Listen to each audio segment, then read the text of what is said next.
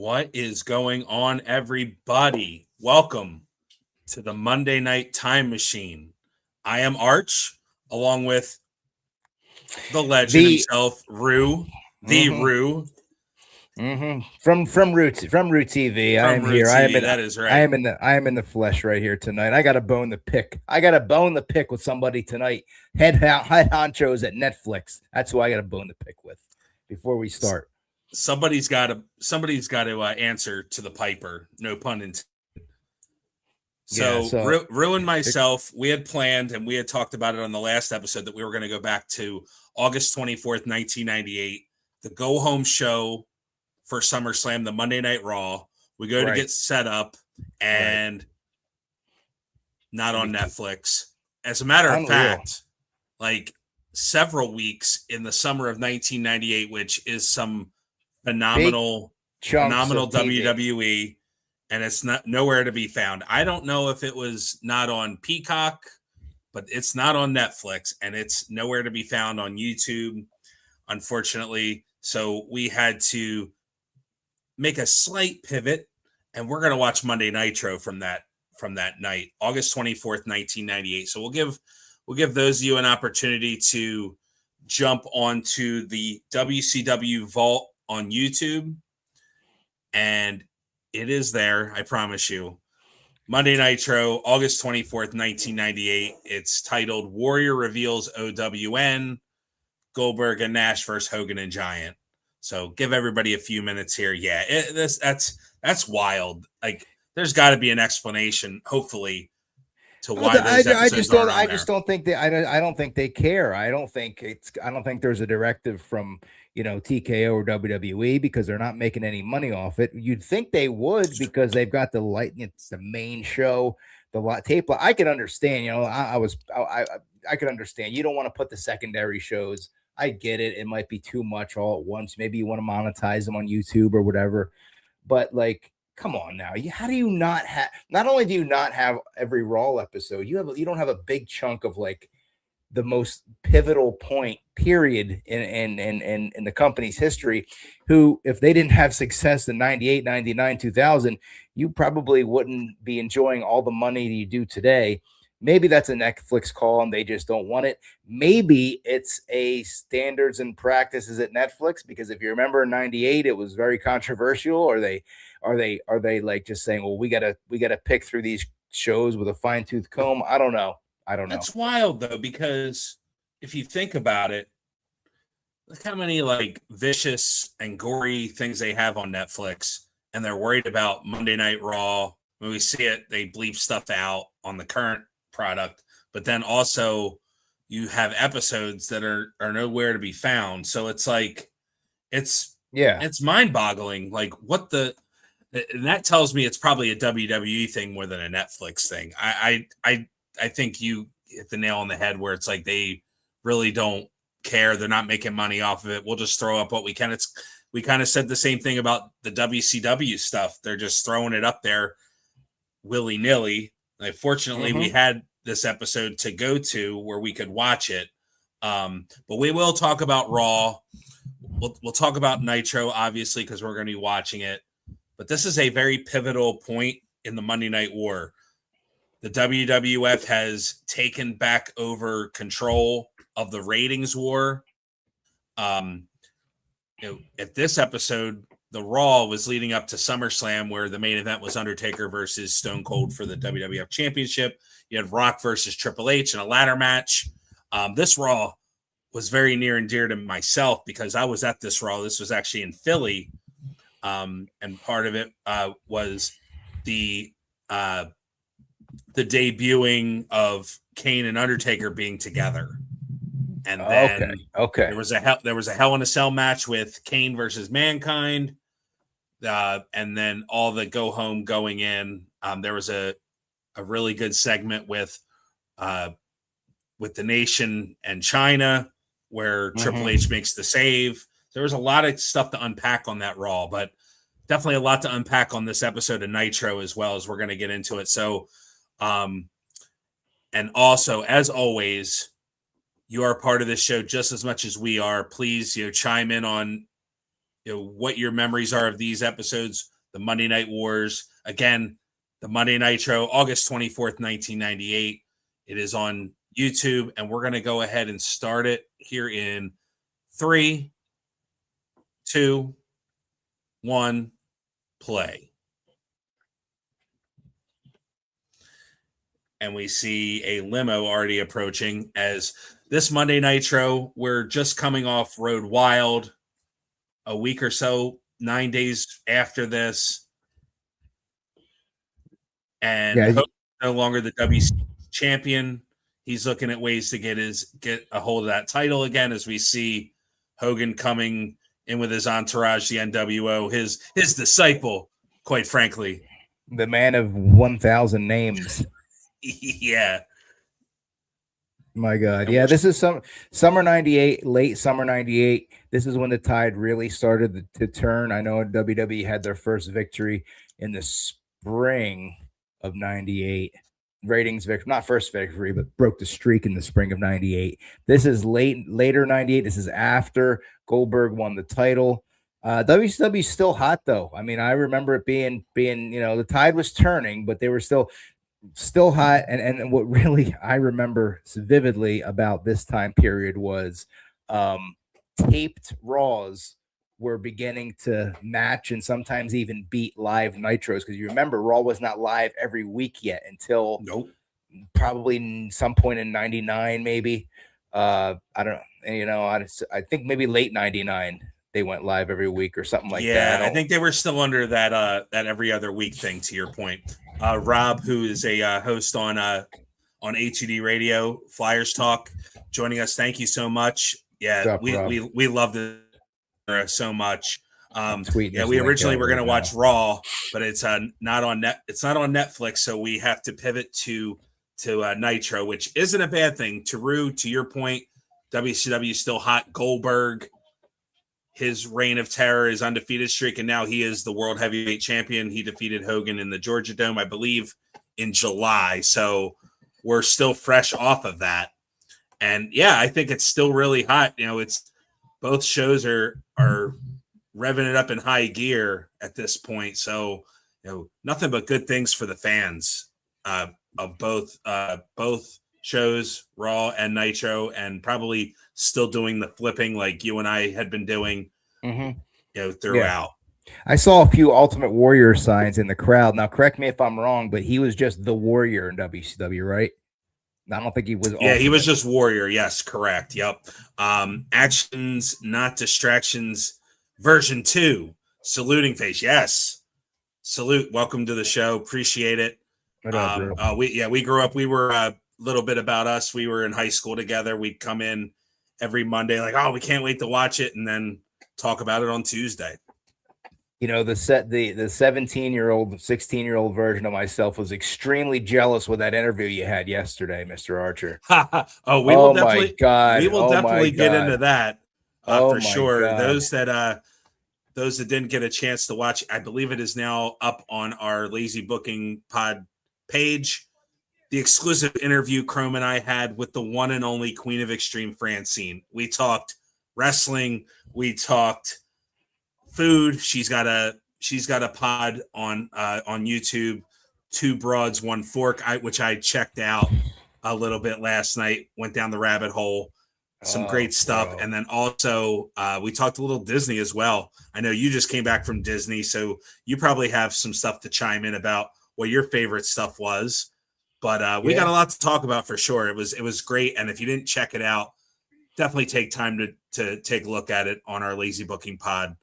Looks like Hogan's got a lot to talk about during this promo right here, which I usually tuned out of, because at this point he did a whole lot of nothing in these promos. He just kind of jaw jacked against whoever he was working with. This time, what up, Warrior.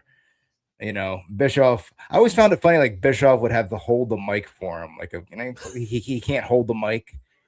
You imagine like CM Punk cutting a promo and having Heyman.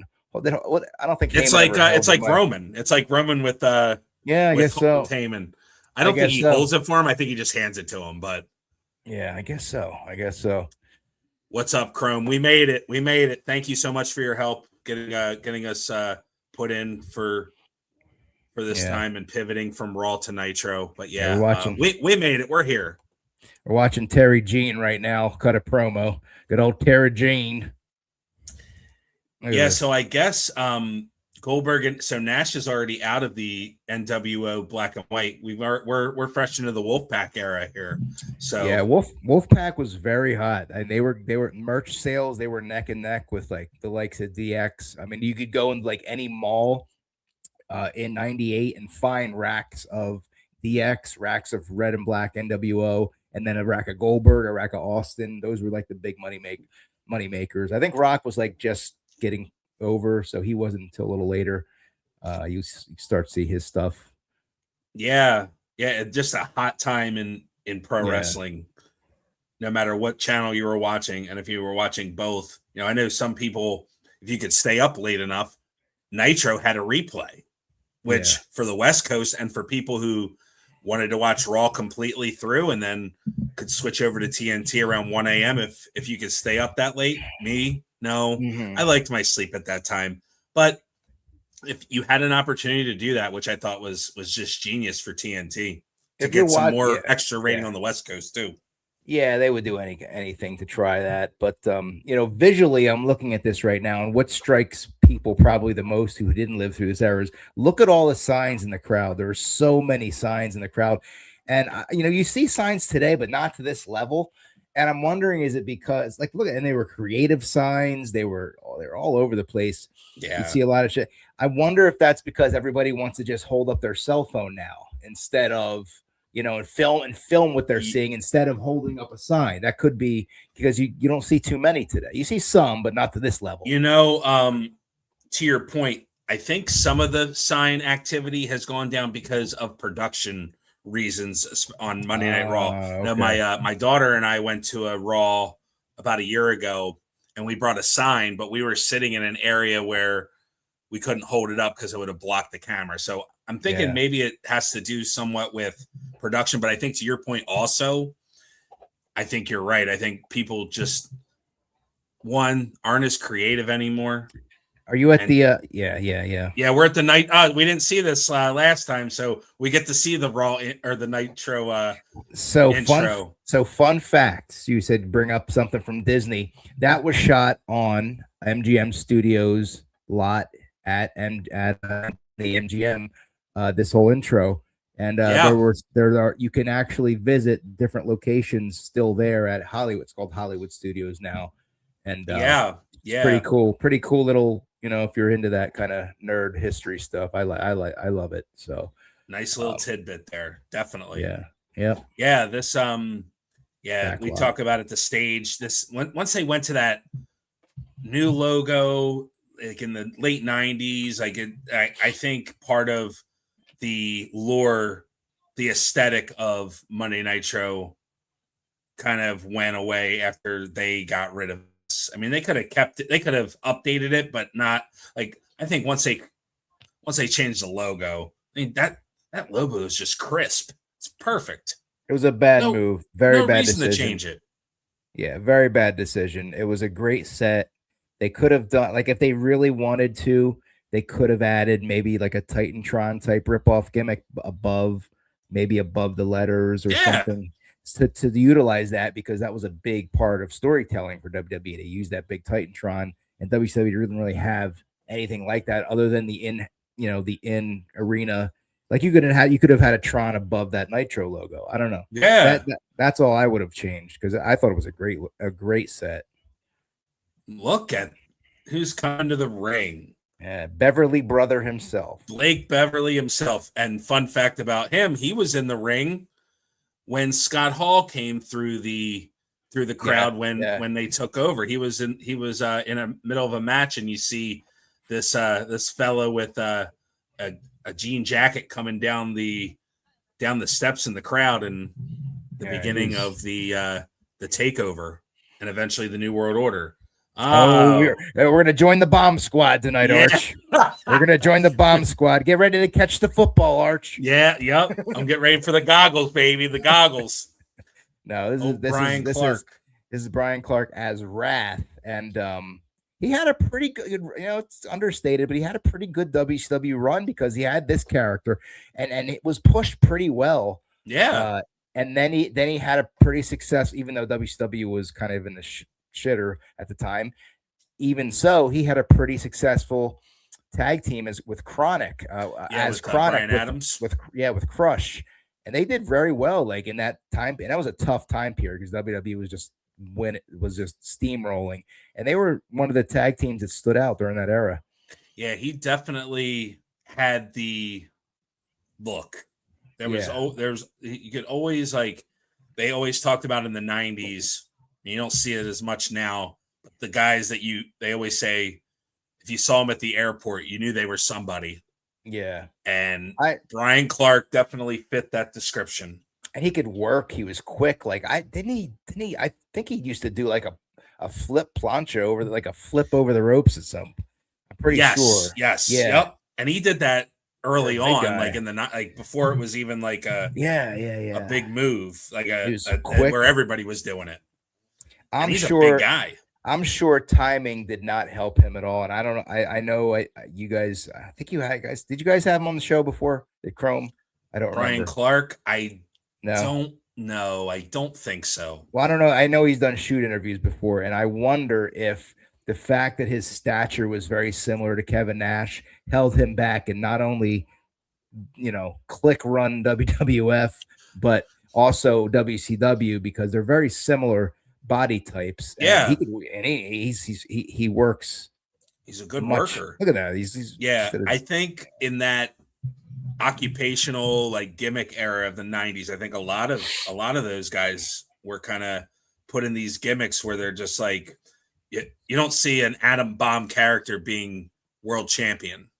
Yeah. Like if you were fortunately Kevin Nash was given a gimmick that could be world champion, and it worked for him. If Brian Clark was given that opportunity, who's to say that he couldn't have been a world champion? Yeah, that's true. That's true. I don't seem to remember too much of his promos, but clearly he wasn't Kevin Nash on the stick. But I think it holds. Rated him, yes. Yeah.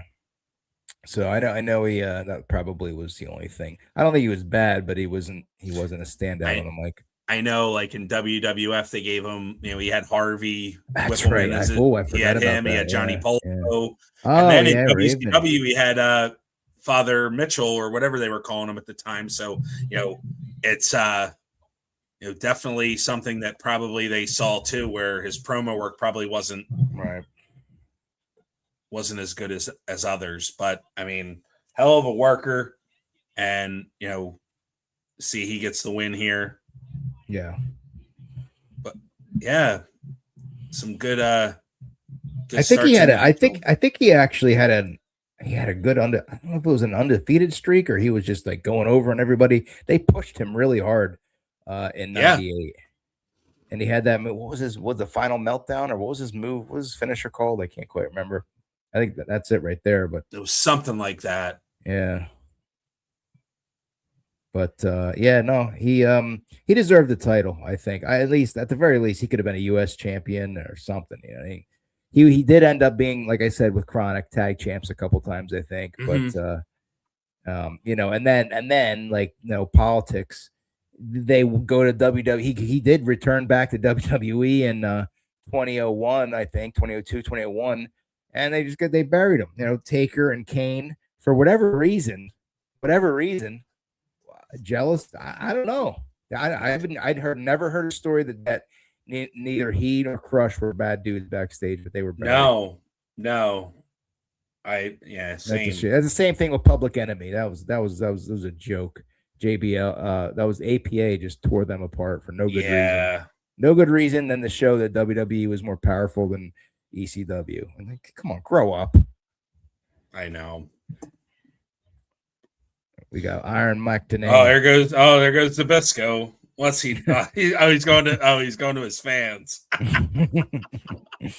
Zbyszko has been a guest on the show. He's really Zbyszko. He really went into the fans that time. Usually he turns around and acknowledges them. He stowed it. Yep. He just went into them. He's signing autographs. Yeah, he's like, I'll be back, guys. Kind of makes him 8x10 time. Zbyszko was over in '98. Yeah, he was always over. Yeah, so looking at Monday Night Raw, there was a central focus with DX. They had match Kane and Mankind, like we talked about, Gangrel versus X-Pac, Ken Shamrock versus Dan Severn, and I believe it was also the Brawl for All final with Bart Gunn versus Bradshaw. Interesting. So, very good, very iconic episode of Raw going up against this episode here, as we're seeing some highlights from the prior week where Goldberg was fighting the Giant. Yeah. Goldberg was just, my God, look at that crowd. They're just like, and Goldberg just had them eating in the palm of their hands. Yeah, he was so over. He was so ridiculously over. Yeah. I mean, it was freakish. And he was just bad business to end the streak when this is August, and listen to how red hot the fans are, how white hot they are for him. So August 17th, we're watching here, 24th, this show. August, September, October, November, December. They beat him 4 months later at Starrcade. I know. Like from that. Like that. I mean, I was always a fan of Nash and Hall, of course, Hall, but like that's just ego, bad business, jealousy. There is no reason why Kevin Nash should have beat him at Starrcade. And then the business afterwards with the finger poke of doom, I think was just a shot in the heart of what they had going on. All the momentum was basically wiped away. Those of you just joining us, we are watching Monday Nitro, August 24th, 1998.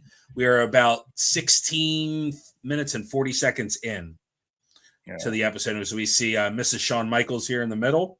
See some Nitro girls there. I was always partial to Spice. I liked Spice. Is that Kimberly right there? Yeah, that's Kimberly. That's there's Kim. There's Kimberly. She was a knockout. She was with Paige, and then I don't know what happened after that. They broke up, right? Yeah, I think he's remarried. Yeah, okay. I guess she's clearly out of the business, but is this a Nitro party? Oh, look at that. That's like your old basement, Rue. Yeah, very similar. And you notice like the Nitro parties kind of stopped in 90. This is 98, but they kind of tapered off in 99 because all the college kids were watching Raw now. So it's we're not gonna have a Nitro party about Norman's. Who's got the Norman Smiley shirt? Anybody have the? We got a Lenny Lane shirt and anybody have an El Dandy hat? Yeah, pass around. Nobody's got the El Dandy. Yeah. No offense to El Dandy. I'm sure he's a fine individual. But here's Kaz.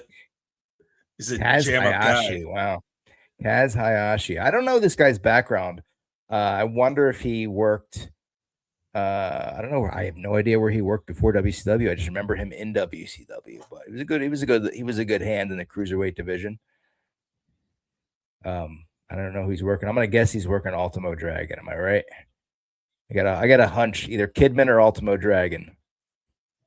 So he competed in. He was in the Young Dragons. Oh, Malenko. Young Dragons. Yeah, that was after. Okay, with Jimmy Yang. Yeah, that was a little after. Yep, here comes Malenko. The man of 1,000 holds. I love Malenko.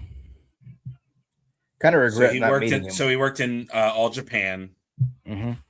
Oh, he did. See, I didn't want to say it just because he was an Asian wrestler, but I was wondering if he worked in All Japan or New Japan. Yeah, he was trained by Ultimo Dragon, actually. Oh, cool. And he was in WCW from 97 to 01. Interesting. Let me open this door for my dog 1 second. He joined in 98, and then he would turn heel with Sonny Ono. And he would work with La Parka. He teamed with La Parka for a little bit, and then they did the Young Dragons in mid 2000. Right, that was one of the last original WCW gimmicks, the Young Dragons, and then that was with Jamie Noble too, right? Yeah. Right, and they used to feud with 3 Count. Yep, which Shannon Moore, Shane Helms, and the other dude. he actually he was one of the contracts that WWF purchased in the purchase of WCW, but he never. Kaz Hayashi. Oh, he did. He did. He was on the main roster. Really? Yes. I don't remember that at all. Was he under a hood? He only made one appearance. Well, why? What did he? So you probably never saw him on TV. Huh. That's interesting. I wonder if he was one of the guys that was sitting in the crowd at WrestleMania. You remember they had that skybox?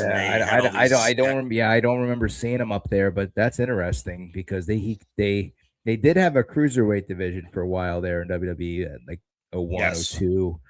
You know, it was pretty good too. Kidman, they had Ultimo Dragon in it, X-Pac.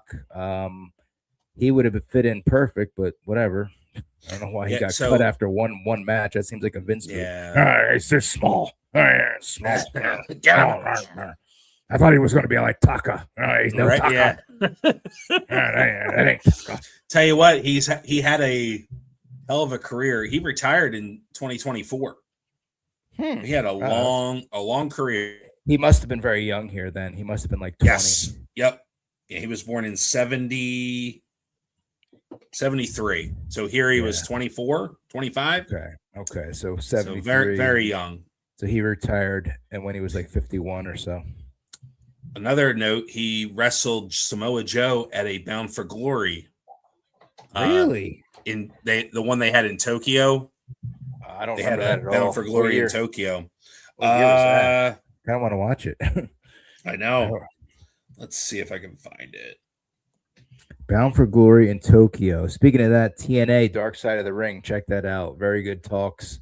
Very good episodes. The 3-part series concluded last night on Vice. And also all 3 episodes, ironically, they usually aren't on there, but I found all 3 episodes on YouTube. So if you don't have Vice, they're all, even in the one from last night's on YouTube right now. So check that out.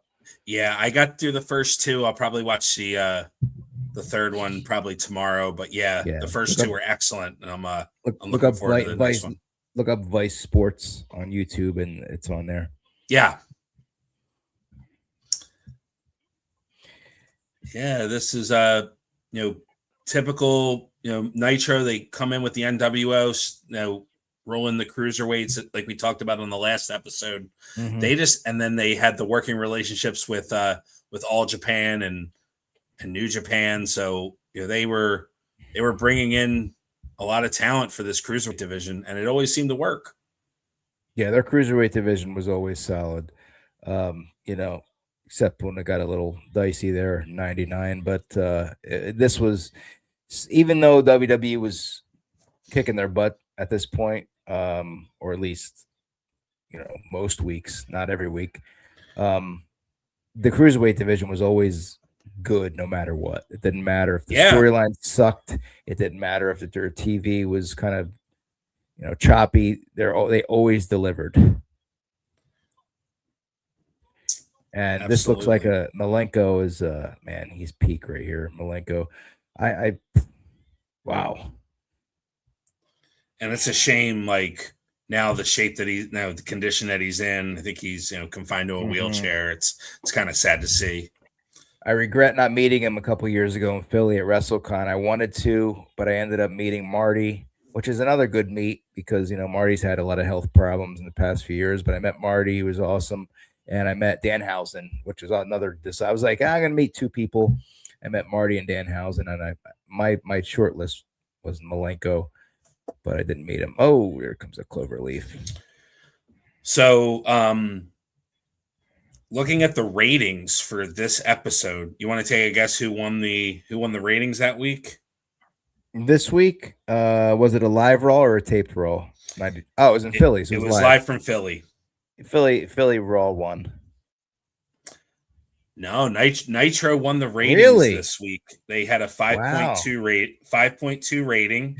Raw at a 4.7. Actually, Nitro won 3 weeks in a row. They won on 810.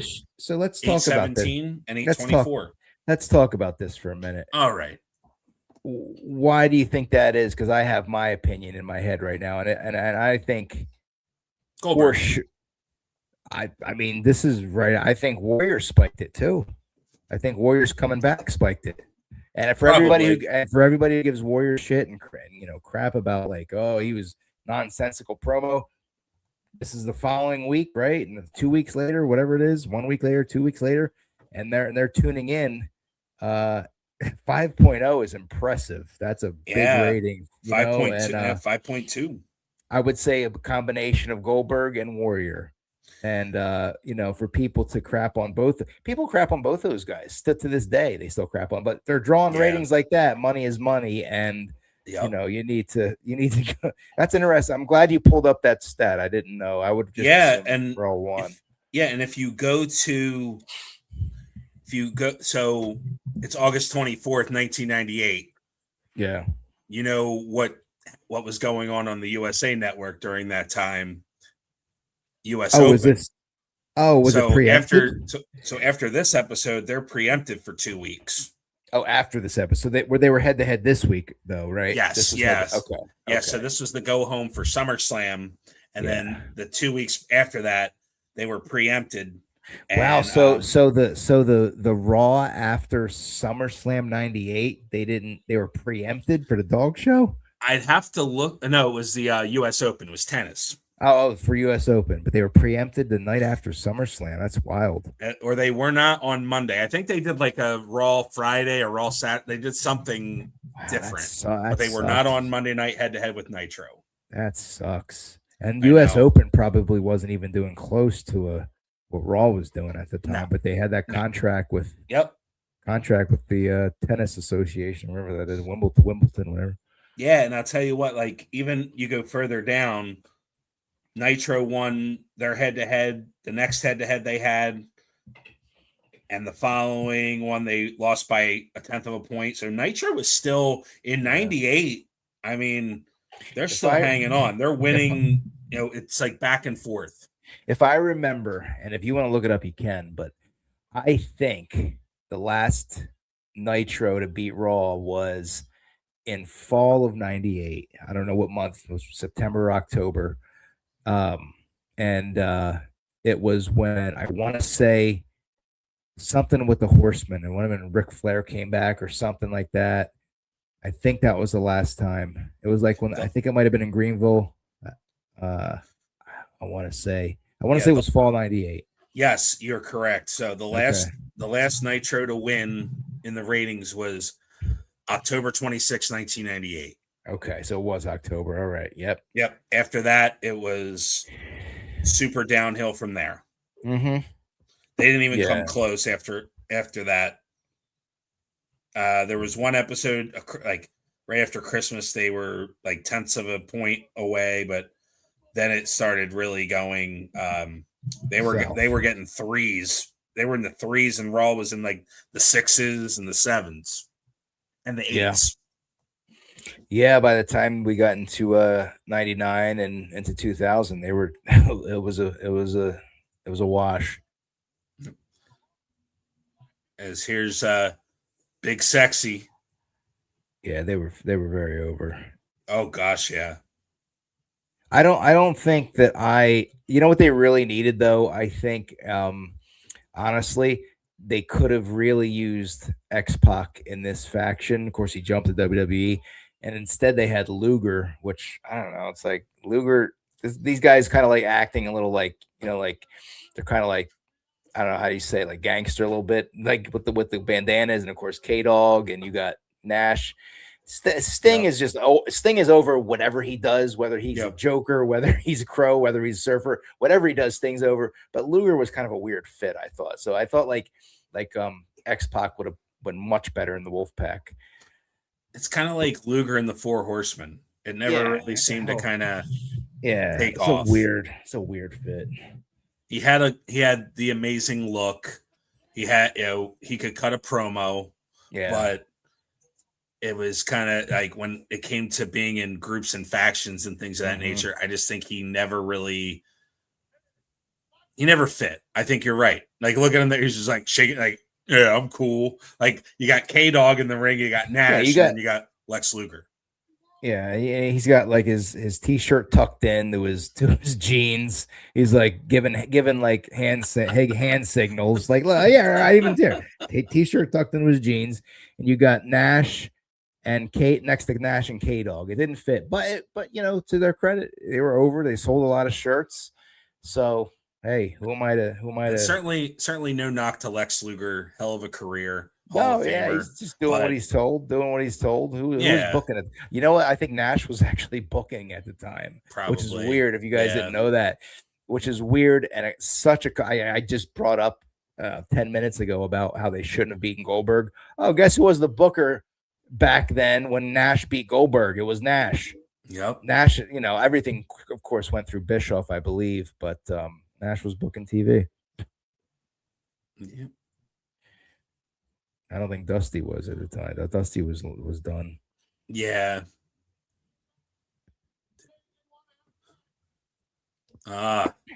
Here comes the setup for the main event tonight.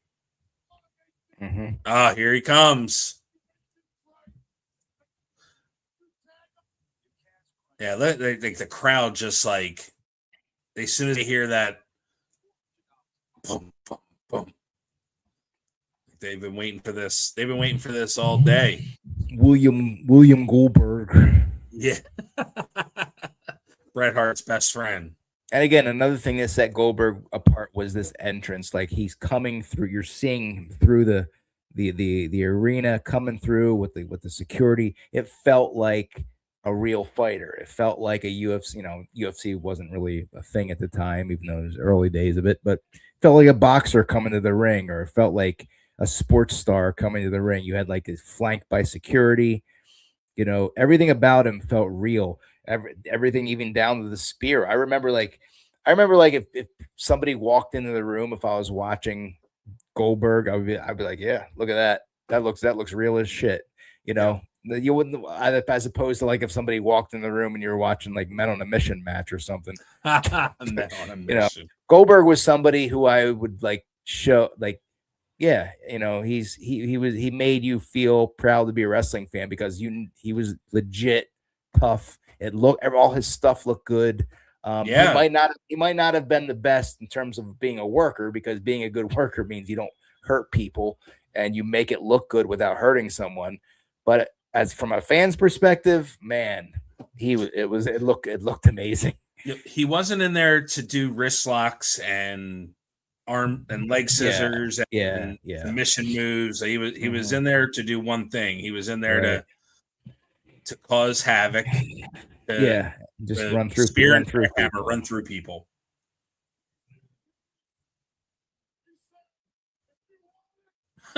Okay. Oh my. Yeah, so I mean, to paint the picture, guys, if you didn't, you know, for people who are younger than us, which is probably a lot, you know, you had kids in high school, like, you know, you're fucking, you know, you're 15 to 18 wearing Goldberg shirts, wearing Austin shirts in high school. Like, it was unheard of to the popularity of wrestling in 1998 and 99. It was unreal. Yeah. You know, when that was happening, I remember me and you were like, man, we were around the 94 when like Bob Backlund and Waylon Mercy were around. Where are all these bandwagon fans jumping on the wrestling? Yeah, it was cool to be a wrestling fan in 97, 98, 99. Yeah. That's for sure. Wow, this is random. So this is 98. So the Hearts had jumped at this point, except Owen, and here is the Anvil. I guess Stu made the call to Eric. Yeah. I need this Rhino in there. Yeah. That was an interesting jump. You know, it's he didn't really have much of a deal there. Bulldog was there too at this time. Yes, he might have a match tonight. I'm not sure. I always loved Bulldog, and I liked. Oh gosh, I was rooting for him when he came back late '99 and had that little run. He had a main event. He had a main event pay-per-view match for the title. it was a 6-pack challenge or something like Yeah, yep. Yeah, And, he turned him, and then the first night he came back, he won the hardcore title. Right. And then he gave it to Al Snow, I think. I always found it weird when he stopped wearing the tights, the Union Jack, and he just went with the jeans. I wonder whose call that was. That was a weird choice. Maybe Vince. We just wear jeans. Wear jeans. We need more attitude. Wear jeans and boots. That's it. This is the attitude era. Yeah, he had the dog. Was he a dog food match or no? That was oh god, I have to watch some of that stuff. Yeah, and we definitely can go to those 2000 episodes also. I think he on? He might have just been on SmackDown. I don't remember. I'd have to. Bulldog. God, I remember specifically there was one Raw. It might have been SmackDown, but I think it was Raw when Rock bottomed Bulldog into dog crap, and it was like somebody had gathered up like a bunch of dog crap, and he gave him. That's how the show ended. I think I remember that. Yeah, I think that either that or a spine buster. I forget. But anyway, we got Anvil and Conan here. Conan doing good, I think. I think he's still after his surgery. He had his amputations. He's still calling AAA, I think, isn't he? I think is he? I'm not sure. I know part of AAA. I know Undertaker is. From what I understand, Undertaker's running the show in AAA right now, but Conan has his Keeping It Real podcast with oh God, who's his co-host? Mike Feeney from Philly. I remember okay. Feeney. Yeah, so he's Conan's always been cool. Yeah. Those of you just joining us, we are at 3645 of Monday Nitro, August 24th, 1998, as we see Scoop Slam. Yes. We see the Anvil off the middle rope. Good Lord. We see the Who. What? Oh, yeah. The Who. Whose idea? God, man. What a bad idea. There's a tequila sunrise. Yep. Ooh. That's a good move. It's got half Boston crab, a little bit deeper. Surprised nobody's taken that. Yeah, you think you could put it on anybody.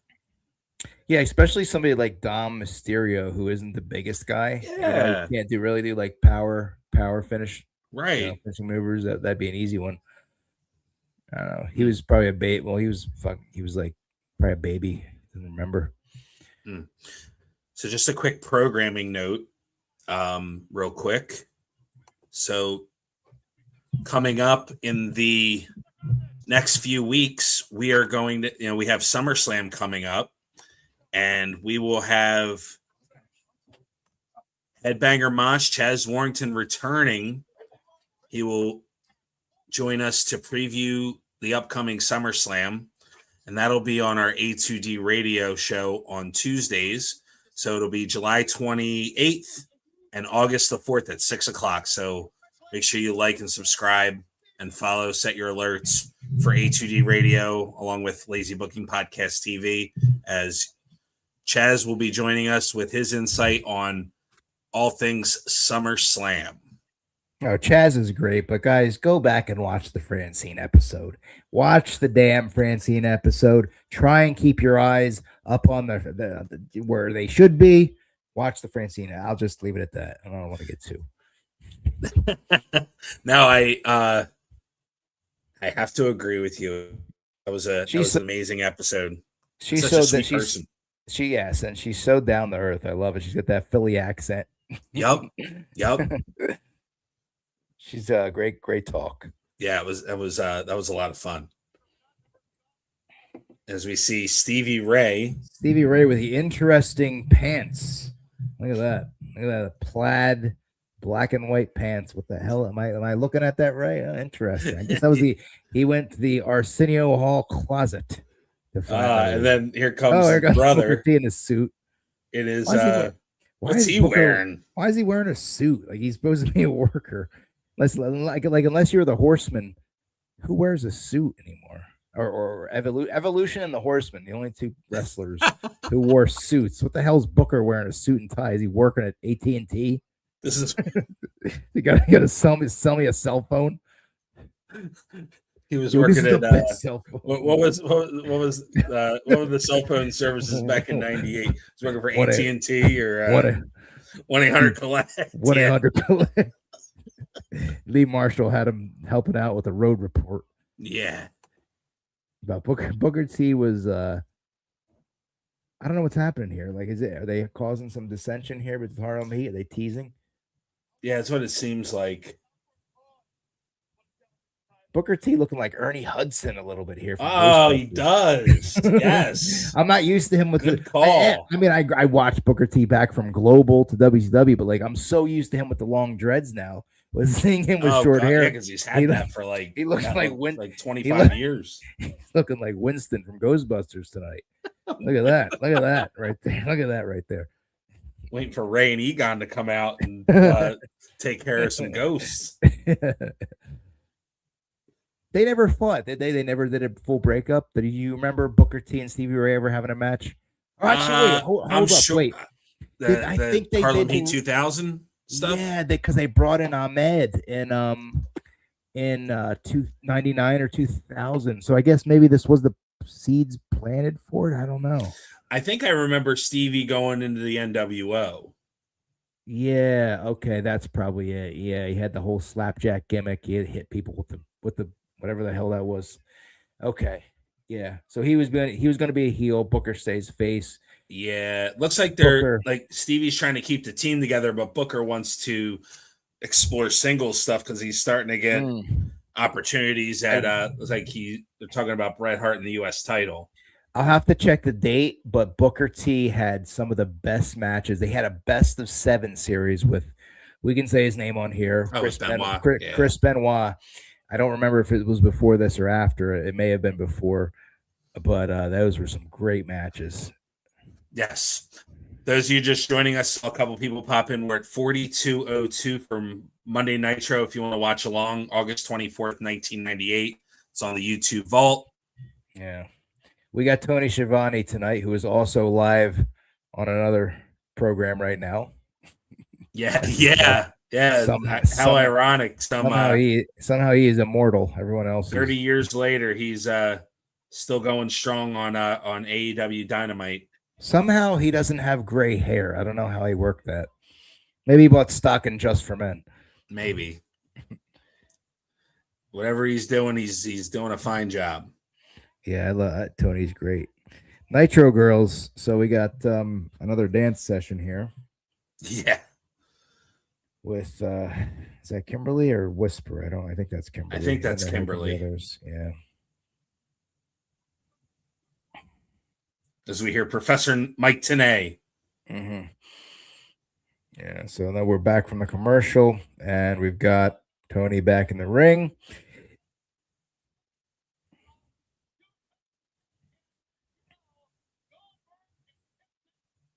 Where's Gene Okerlund? Shouldn't he be in the ring? That's a great question. Yeah, maybe. Why is Tony pulling this duty?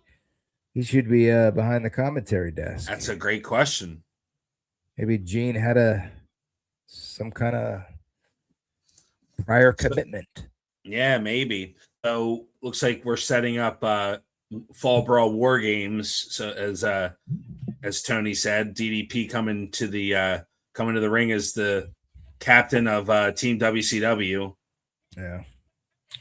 Paige is another one who doesn't, we talk about Goldberg, the NWO, we talk about Sting. Paige was really, really over as well. And he was, at this time, this was probably his peak, overness, we should want to call it, but like, look at him going through the crowd there. Like he was. Oh yeah. And it's a shame too that it didn't happen sooner for him, but better late than never. Well, he could have, like, if you think about it, like towards the end of his run, he did get the belt a couple times when Russo was booking, gave him the belt a few times. But I think he may have even had it before Russo. I don't know. I'll have to check on that. But like during this run, like he would have been a perfect top baby face to challenge Hogan, Yeah. But it kind of, timing is a lot to do with it. And when you've got Goldberg running at the same time, it's tough. So yeah, there was no denying Goldberg and what was happening there. So I think that played a part for sure. If there wasn't a Goldberg, you may have seen DDP in that spot. Oh, sure. I could have like what you saw at the Georgia Dome with Goldberg going over on Hogan. I think if you especially in Atlanta, Paige was from Atlanta. I think you would have seen similar pop if Paige went over and won the title from Hogan. Yeah, I mean he had come off that feud with Randy Savage. Yeah, coming really out of that really, really strong mm-hmm. and building his base. It's definitely over. I think it could have worked. Definitely. Yeah.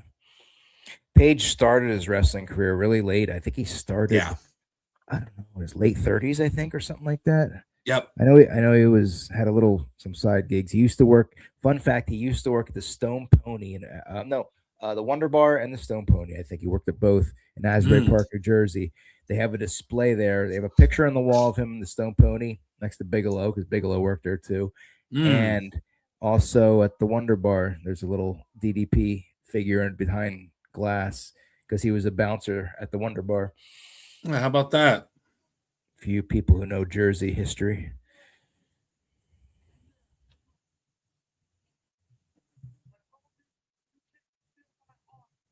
Yeah, he's cutting a promo on Hogan here, but like, do you remember, like during this era, do you even remember him and Hogan wrestling like in a high profile match? Well, they did the Carl Malone thing. That was a tag, like a singles match, not a tag match. And yeah, that was that summer, I think. Yeah, this is August. So yeah, I think it was at Road Wild. Yeah. I think that may have been at Bash at the Beach '98, though. I don't know. We'll have to check on that. Let me see. I think Road Wild was Jay Leno. And was it Jay Leno? Becomes Piper, baby. Yes. So Road Wild 1998 was a tag match. Yeah, you're right. It was Jay Leno. Yeah. Yeah, so it was DDP and Leno against and Bischoff. Right. Good call.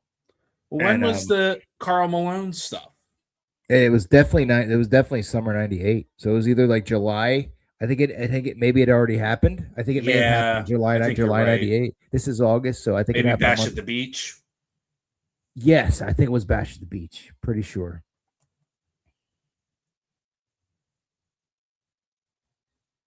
WWE never should have let Piper go. I know, like I read his book, and he was very much against like the vulgar stuff that the Attitude Era were throwing around. But man, he would have been so fun during the Attitude Era if he stayed with like Austin and Rock and like, man, he that would have been killer. Yeah, you're right. Bash at the Beach '98 was the tag. That was on July 12th, so a little over a month ago. Okay, I did see that was one of the rare pay-per-views I saw live. WCW. I usually always catch them later.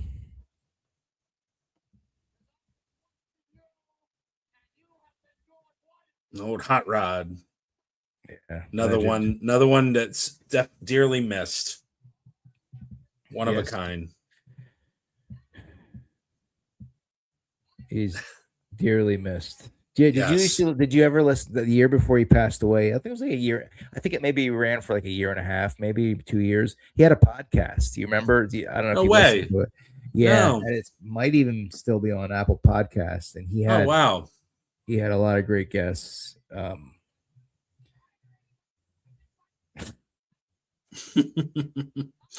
So we're at the 49-minute mark of this episode. So those of you just popping in, and please feel free to leave some comments. Let us know.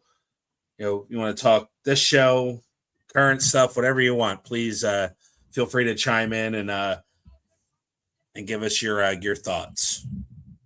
But yeah, this is just nostalgia all over the place. Roddy Piper never holding a world title is trash. Can you believe that? Like, Yeah. come on now. I know he didn't, you talk about business, he didn't really need it because he was making people along the way, including Hogan. But Yep. God, he deserved the world title. I'm surprised they didn't give him the title in WCW, even if it was like a quick one. Yeah, they gave him the U.S. title, quick run there. Same thing. He did. It's funny. He did like the same deal in WWF that he did in WCW. Like WWF gave him the IC title for like a minute. Yep. WCW gave him the U.S. title for a minute. It's like, what are they afraid of? Is he and then they threw the tag titles on him and Flair at the very end. Oh, right. That in 06, 05, 06. Yeah. Yeah, I remember that. And that was a short run too. It was like a week or something. Yep. And he pissed. I don't know who he pissed off, but I would have strapped him up. Oh yeah, even if it was just for like said, you didn't have to put it on him long. Mm-hmm. Another one is like Jake Roberts. Kidding me, man? Like he had everything. He may not have had the steroid body, but everything else he had. That's where you hear with this current product, like people complaining that Sami Zayn only got 9 days. Like I think Jake would have relished 9 days being world champion. Yeah. Roddy Piper, Kurt Hennig, and others that never got that opportunity. Hennig was another thing, and I know timing plays a part, but yeah, timing, injuries, things like that.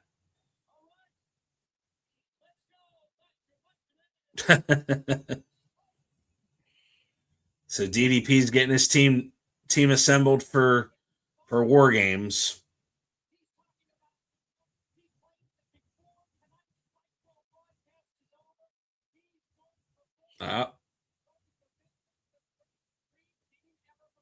Yeah, I mean, so they were going, they had pay-per-views each month at this point. Yes, I'm sure. But they still, I know WCW did a good job of building up matches, building heat for matches, even though you might not have liked the specific, TV, or maybe, Raw was always the hotter show at this point, but they did a good job of building up big matches and building old school heat for their pay-per-view matches to sell. Yeah. I always felt that way. Oh, it's Mongo, baby. Let me tell you, baby. How can you not love Mongo? He I think he we had him on the last show we watched. He had a match, or he was involved with Jarrett. Looks like here he's past this 4 Horsemen stuff, and now he's out on his own. This is a minor criticism of Mongo, but he never had different gear. He every match he had the same tights and the same Bears jacket every Yep. And then he come out like, not change.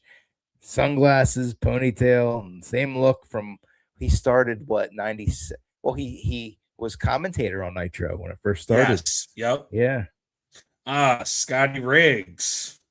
Scotty Riggs with the eye patch. Scotty Riggs, an ECW alumni. He went to ECW after WCW.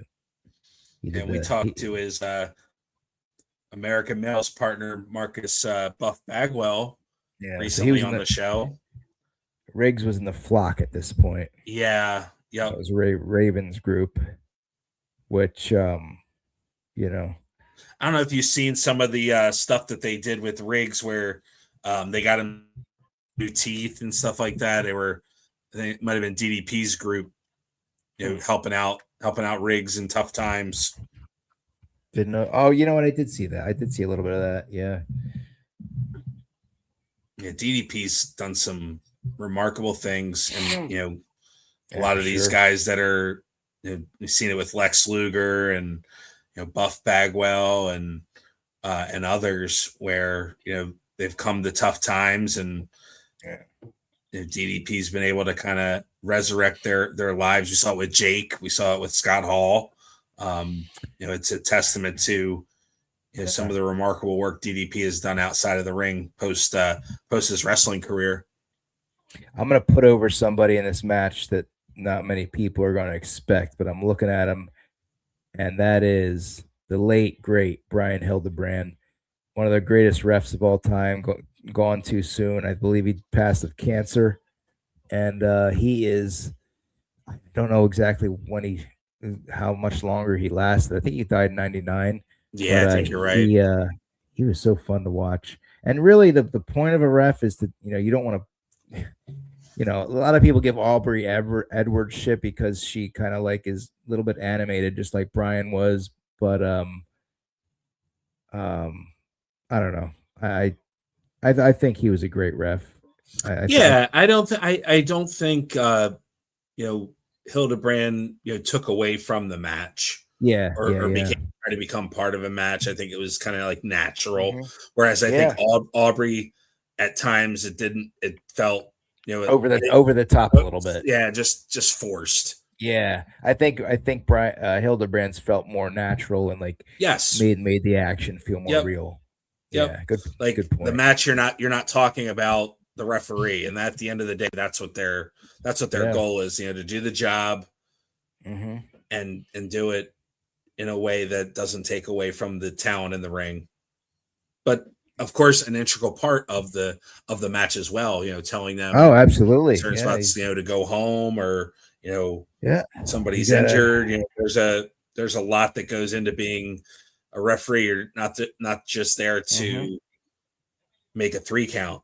You're there to give instructions and help with the flow of the match. So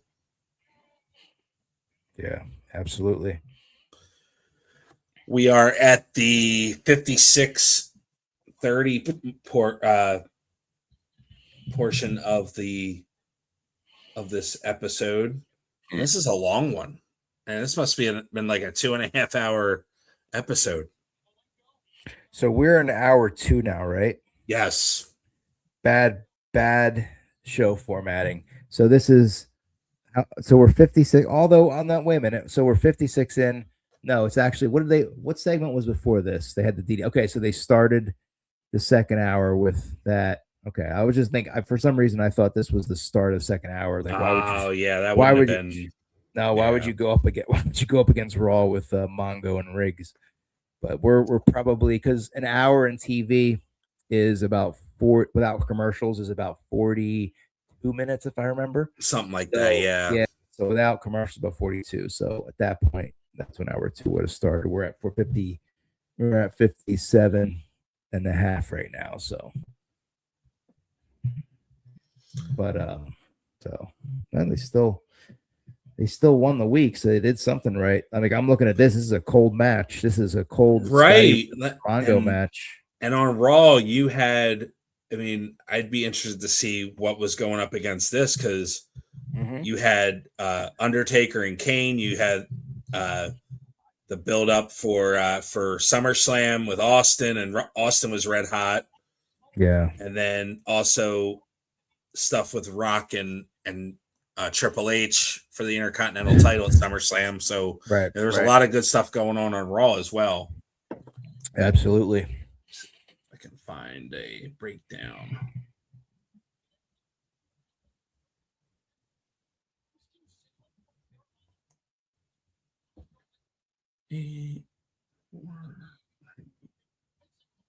I mean, we're if this match were a similar leveled match on Raw, it would have been over by now, because at the time they were mid-card matches. It was boom, boom, boom. You had to be quick, in and out, get to the finish, next segment, cut to the next segment. And the only long matches you really saw on Raw were, I think they're going home here though. Maybe. Yeah. Almost. Were usually the main event, or maybe like an IC title match or something. I mean, everything else, mid-card matches were so fast during they called it the Crash TV era. Yeah, so it looks like this match was going up against Kurgan versus Mark Marrow. So I think they were okay. Ooh, yeah, I think they're all right. All right there. No offense to Johnny B. Bad. The 9 o'clock hour started with Brothers of Destruction walk out, and then the Shamrock Severn match went up against the DDP promo. Gotcha. And then this one, yes, Kurgan and Mark Marrow. What the hell is that? That would be Horace Hogan? Horace and somebody else. Is that Eric Lane? No, is that Eric Watts? He looks like he's too small to be Eric Watts. I want to know who that is. Wait. Sick Boy. I forgot. How can I forget Sick Boy? Okay. Why was he wearing like a workout shirt? He should be wearing like rags, like a true sick boy. He's been wearing that flannel. Like I was like, what? Isn't that weird? Like if he had his hair down and wearing a flannel, I'd be like, oh, Sick Boy, yeah. But no, I thought he was Eric Watts because he was wearing a black shirt. I thought it was Techno Team 2000 for a second. That's Perry Saturn. Oh, True. That was God. He missed the whole thing there. Oof. Yeah, that one hurt. That one hurt. So it looks like there's some friction between Saturn and Malenko. I know Saturn was in the flock. I wish Perry Saturn. He could have been. He should have stayed in ECW during the heyday. Yeah, I saw he has a pod now. Perry Saturn does, really. Yes. He wasn't looking too good there for a while. I saw him on a convention. These guys are getting old, just like everybody. Yeah. Mongols are coming. Mongo's trying to recruit some 4 horsemen.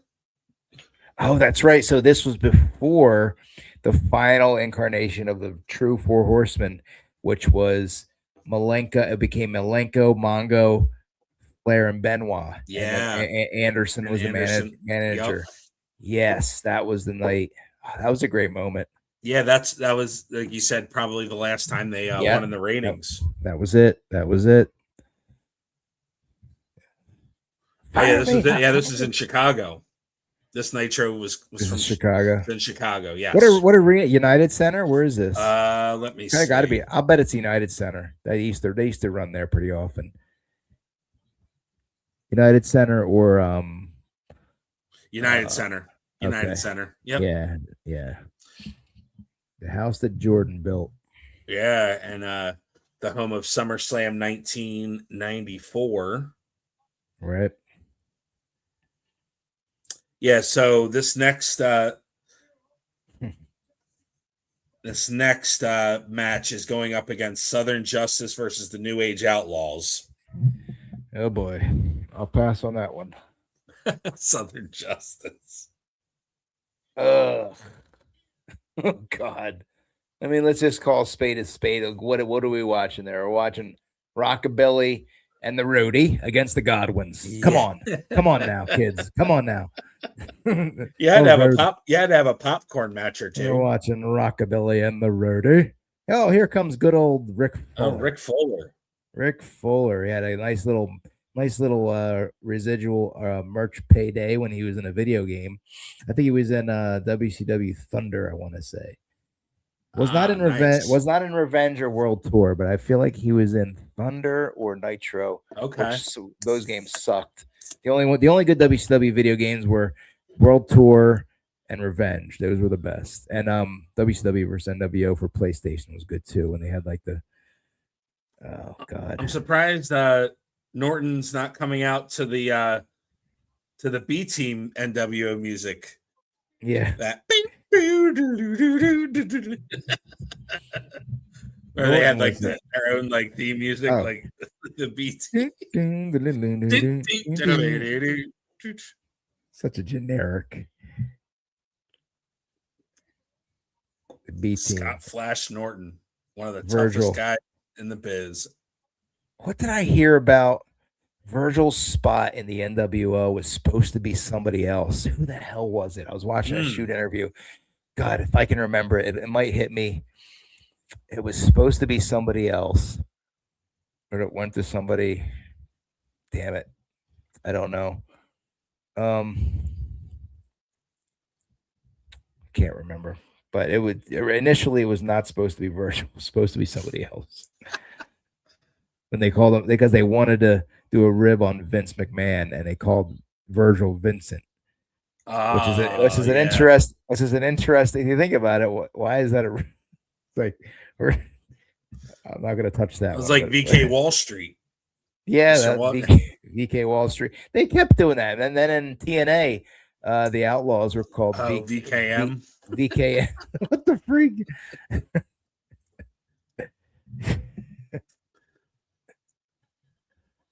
So this is Scott Norton was a notoriously stiff, like really hard-hitting worker, but everything, it was the old Regal thing where it's like he hit you very hard in safe places. He never really hurt anybody. He was stiff, his stuff, he laid his stuff in, made it look good. And I'm sad that he never had, unless you were a fan of WCW back during this time period, you don't know who the hell Scott Norton is. Or a hardcore like Japan fan, which is their niche. But Norton he just won there. Norton never had a WWE run in his career, and I think he would have been pretty good with a good gimmick. I don't know if they would have gave him one, but he could have been a pretty decent. Yeah, it's interesting. What could you see who the referee was? I'm looking at Charles Robinson. Like young he looked. Whew.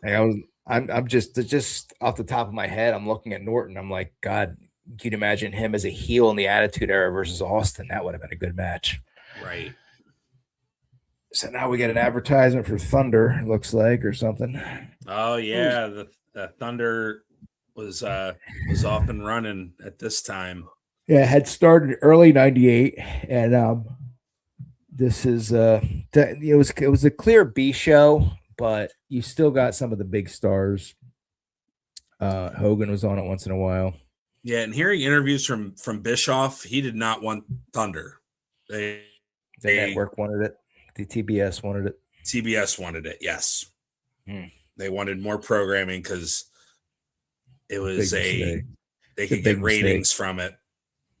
Very big mistake because Thunder, I think it watered down the WCW. Yeah. Yeah, it just didn't work. To WWE's credit, when they opened up, when they started SmackDown, I don't think it affected the product. If anything, it made it better. But I don't think WCW could handle producing 2-hour TV shows a week. It was too much. Yeah. And they had the talent. It had nothing to do with the talent. It just, they didn't know. Absolutely. Really. Those just joining us, we are at 1 hour, 7 minutes, and 30 seconds. So 1 hour, 7 minutes, and 30 seconds into Monday Nitro, August 24th, 1998. Please feel free to throw us a chat, throw us a comment. And now we are hearing NWO music once again. Who we got? Arch? I don't know. I'm going to predict Kurt Hennig and Rick Rude. Okay. Am I right? I think I already know who's coming out, so I won't give it away. So I saw kind of the ratings breakdown. I have no idea other than my guess. Hogan fears the Ultimate Warrior. There he is. Who is Doc? What the hell? Big Papa Puppets. With Doc. So this is going up against the Undertaker Kane promo. There's an Undertaker Kane promo, and I think that's when the Hell in a Cell match gets put together. So we got Braun Breaker's uncle and Doc. I don't remember Doc at all. No. I don't even know who that is playing him. I have no idea. Look, he's got long hair, so he's probably like maybe a local indie worker or something. Look like a skinny dude. I have no idea. He's probably gonna bump. I get a feeling.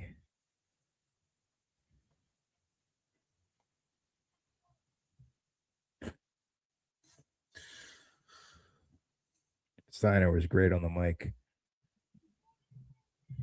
This is that's one guy that the Tom Green guy needs to do a deep cut on. This Doc guy. Yeah, I don't know. I mean, if I don't remember him, he probably had a 1 or 2 week run.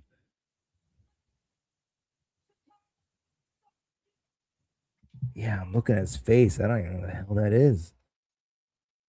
It might just be for a one shot. It might just be for whatever he's going to talk about in this promo. Although, why was Doc in his All right, so they apparently brought in his real orthopedic surgeon to examine his broken wrist. I don't think that can't be his real orthopedic surgeon, is it? He looks like somebody from Woodstock. I don't think so. No offense to people with long hair, but I mean, come on now. He doesn't look very professional. Looks like he's cosplaying as a doctor for Halloween.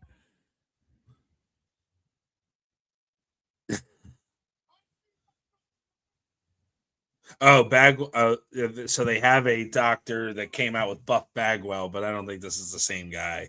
Steiner should have stayed whatever he was at right here. He got bigger. He kept getting bigger, and like it was getting ridiculous. But he should have stayed the size he is right here.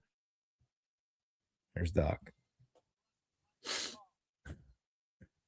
Yeah, this isn't a real doctor.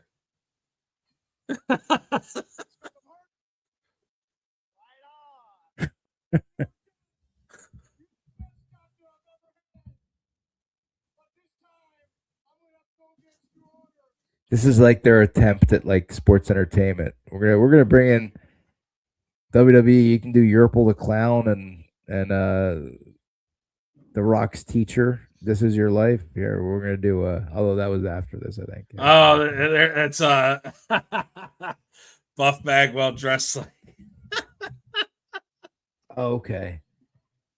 What the frig? No, I was definitely not watching this. I don't remember this at all. That's a nice shirt, Monday Nitro crew. You could probably find one on eBay for $50, vintage. Sure. So I'm look on that it. up. We should have asked Buff Bagwell about this story with the Doc.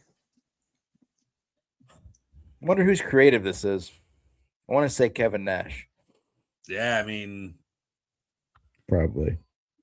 Like similar to like this was around the time they were doing DX and then impersonating the Nation. So they're trying to do some comedy here. Yeah. They're trying to counteract it and say, oh, well, that's like if they can do it, we can do it better. Yeah, it didn't work out too well.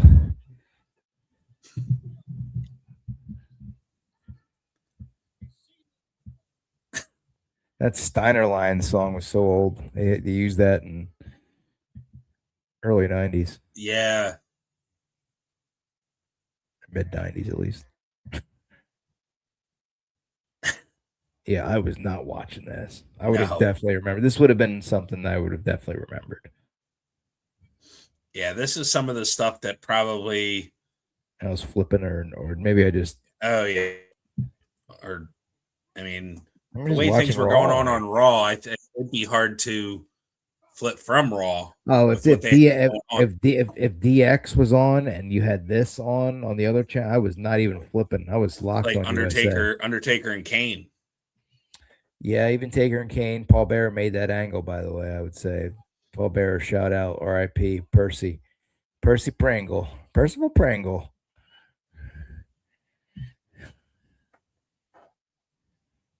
But check and see if you can what was opposed to this segment. If you can it was Undertaker Kane. It was Undertaker Kane. Oh, it was Undertaker Kane. It named yes. Ring. Okay. Yep. I think Vince came out and there was something with Vince where he was forcing him to. I think they forced Kane into that Hell in a Cell match with Mankind, or there was something that happened. For my sakes. Doc better take a bump here. Come on now.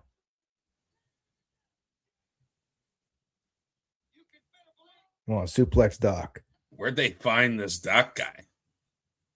fake Docs R Us. I think Doc's going to get a suplex and it's nothing. He's just standing there. I think eventually he gets apparently the story is that the doc clears him and then says, "I don't need you anymore," and that was it. Gotcha. Whatever that may be.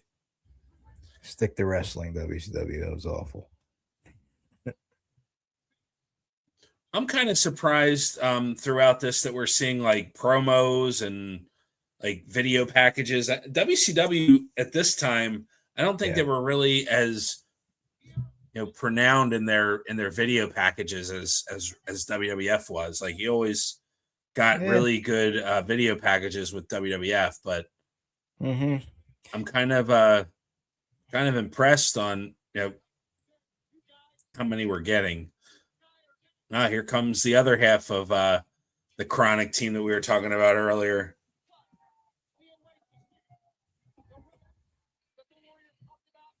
Yeah, we got Brian Adams, Kona Crush out here with Virgil. I always like to break it down in like their old WWF personas. It's like, here comes Virgil and Crush. Virgil and Crush. Demolition Crush. Yeah, Demolition Crush and the $1 Million Man side piece. Yeah. Sidekick. I watched a clip today where it was a primetime episode from 87 when DiBiase just debuted, and he was throwing money out in the crowd and they were like cheering him. Fun fact, Virgil, and I will pull up the video at some point. I can't do it now, but Virgil was in a Root TV video, folks at home. If you look up Root TV Virgil on YouTube, you will find it. It was at Mania in New York. Shenanigans, Dave Harrow's gimmick, and he was there. We filmed a little segment of me like showing him my driver's license, and he's like, "You ain't a real DiBiase. You ain't DiBiase. Let me see." I remember seeing that. Yeah, you ain't. That's spelled DIVIASE. That ain't B. That's a V. And I was like, "You ain't a real DiBiase. You ain't a real DiBiase. I don't have to listen to you." That is. Go have some meat sauce. Good old Virgil. Always selling something. R.I.P. Virgil. Yes. And we have the total package Lex Luger. There's Luger. Again with his t-shirt tucked into his pants. Yeah. Trying to be cool. Just awkward. It just didn't fit. It just didn't fit him. I feel like he could have been a lone wolf doing his own thing, but could have got somebody else over. Could have got a young guy in that group. Like I said, like I said, at the time X-Pac was still in his 20s, but he wasn't there. WWF. But there was a lot of younger guys. They weren't thinking that way. They weren't thinking to get young workers over. No. They were worried. They were worried too much about ratings and finding spots for the big guys. How are we gonna take down WWF? Yep, exactly. And it just made no sense. Like Luger was a WCW diehard, and now he's NW. It didn't make sense to me. No, I guess in that respect, having Sting in the NWO didn't make sense either. But think about this. This is 98, right? 97 is when that whole Sting NWO angle happened, and he was like, they're taking away WCW.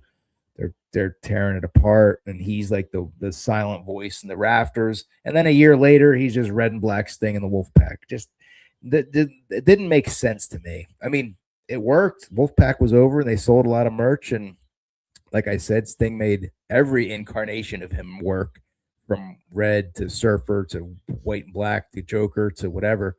But just not my booking. Not my booking. I'll say I'll leave it at that. Not your cup of tea. No, I don't think so. I always loved Nash, though. I thought Nash was cool during his period. I thought Nash was perfect for the group. Yeah. And so was, and Hall was always cool.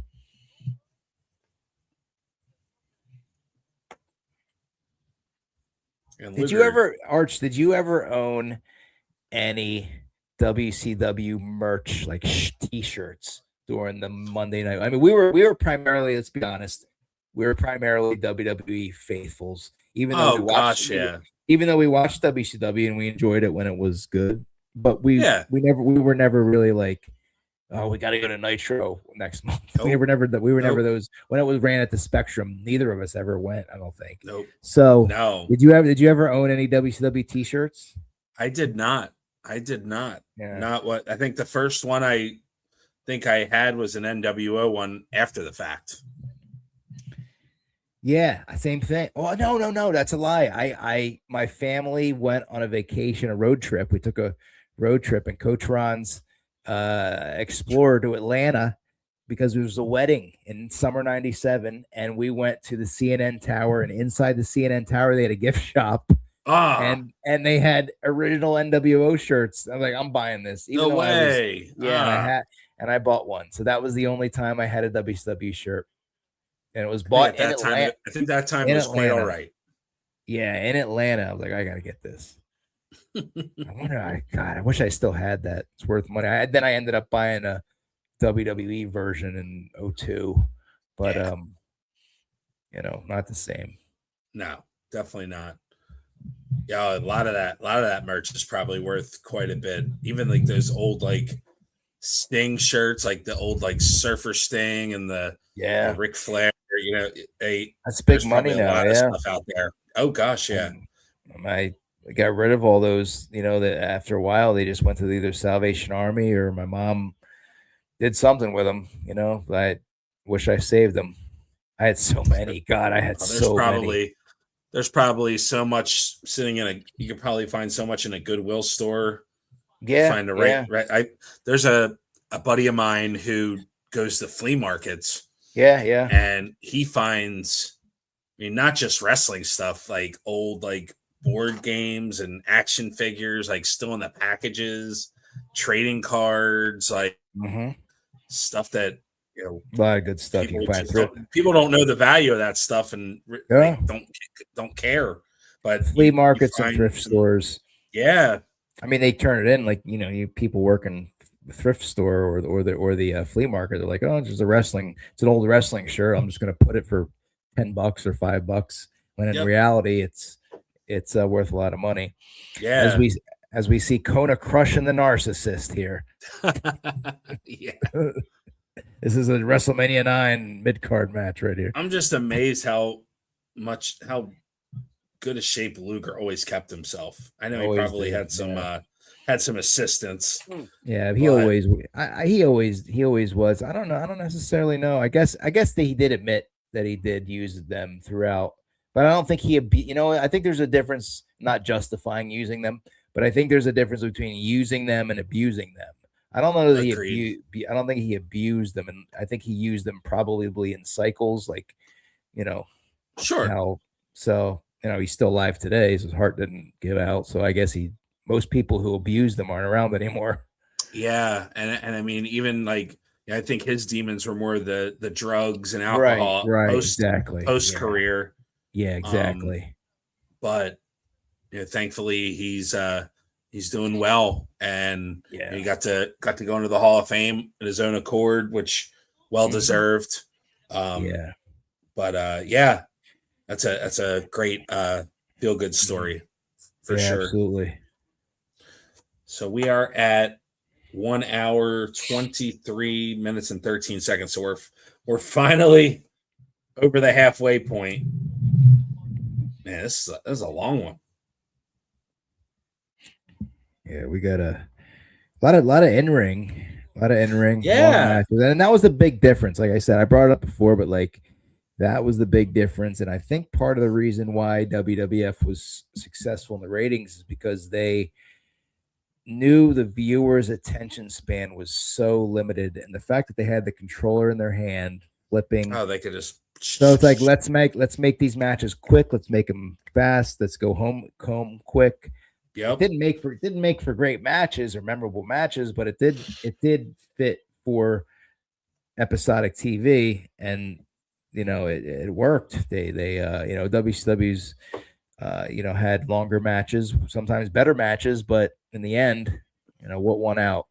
It's clear what did. Yeah, I think their formula, and we saw it in '97, where you saw more emphasis on matches with the cruiserweights. Like we so far on this episode, we got the Malenko match, but we haven't seen cruiserweights really featured. And I don't know if we're going to see them now, but like that was kind of like the formula that you saw work in '97, and '98 they're doing well, but you kind of still have to keep that constant going. I mean, I think with the cruiserweights. I mean, we got Crush and Luger. We had a Ric Fuller Mongo match. We had, or so was that Scott Norton? I don't know. We had a Mongo match. We had a Jim Neidhart match. We had like a lot of big guys. This is like, and one just the Malenko and Kaz Hayashi was the only cruiser match, I think. Yeah. So So in way of that respect, I wonder what Jericho may. When he did this TV. I know looking at some of the matches, like not to give anything away, there will be, we probably will see some later on. Yeah, another one. Yeah. But yeah, I mean, I think after a while you can only go so far with this stuff, as we see with the ratings. They're still doing really well, but after a while, fans are going to start tuning out of this stuff, especially when on the other channel you've got something red hot going on, and you have the most red hot star in the business with Steve Austin. That logic can be applied even today. Like if WWE has a cold match between two guys, I'm not saying they don't care about them, but they're just mid-card guys. You've got competition everywhere. You've got competition in people's phones. You've got competition on other networks, streaming platforms. So that's why I was always like I always went by the motto of like, if you're going to do a cold match, throw some sort of angle, some sort of heat in it, some sort of something, title, something on the line to just hook the viewer instead of just a match just for match sake. If you're trying to get people's attention, because I mean, it was bad back then in '98. Now it's in 2026. People can't sit through a movie without checking their, let alone TV show, let alone a movie. Yep. So you gotta. It's a great point. You gotta get them. You gotta get them somehow. That's a great point. Now Luger's arm. Did they sell? I guess it was a gimmick. Clearly, I know he may have had a real titanium. Yeah, there it is. I think. Yeah, there definitely was a motorcycle accident. Yeah, he just hit him with it. He hit him with his WWE finisher, which was the arm, and he kicked out of it. So they did. So he went back to the rack, torture rack in WCW. So clearly, seems like the announcers aren't really. They're not really selling that he's got a steel plate. Yeah. But yeah, I mean, his bread and butter was the rack. Did he do the torture rack at all in WWF? Do you remember? Oh, maybe as the Allied Powers. Was it? Maybe, but I know Ludwig Borga was doing it. And I think his move was okay. His move was just the steel plate, the forearm. Yeah, like I mean, I feel like even when he was a babyface USA Lex Luger, they had him do that, right? Because he knocked Yoko out of the ring. Yeah. I think he would do the rack every once in a while, but I definitely it wasn't his. Yeah, so he's rack and crush. As we see the promos and the packages for Warrior Man here, as we see his return to pro wrestling. Biggest mistake. And how about this for logic? Like, unless this was a Warrior call.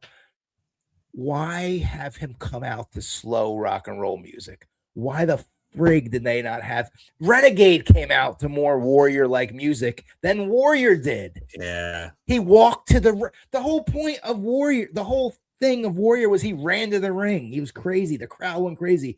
They had him walk to the ring in a trench coat. Now, like I say, granted, here we go. Yeah, I wonder if that's.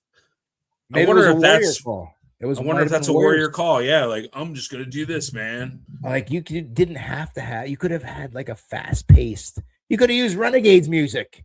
Right. You could have done this and then start running. Oh, here he goes. Okay. All right. So yeah, let me hear it. Maybe he heard you. Yeah, maybe he did. But yeah, no, like you're right though. Like, and it just doesn't feel the same. And maybe it's because we were so pro WWF in that era. But I guess they did make a change. Maybe I'm thinking of that first night he came in. He had that slow. Didn't he like disappear and then appear and then? Yeah. Somebody made that change, so I guess he did. But and his run wasn't very long.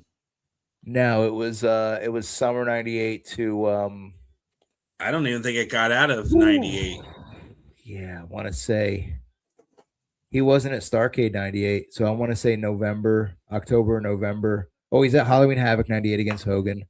I think that might have been it. So I think probably summer '98 to November '98. That was it. Yep, just '98. That's a weird run because I'm sure he had a guaranteed. He wouldn't come in without a guaranteed contract. Oh yeah. That is very strange. Unless they had some sort of dispute. One Warrior Nation, yeah. One Warrior Nation.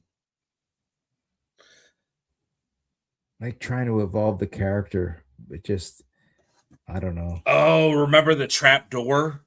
That whole thing where they had a trap door and Davey Boy got injured during that match. Right. Yeah. Yeah, during this time I feel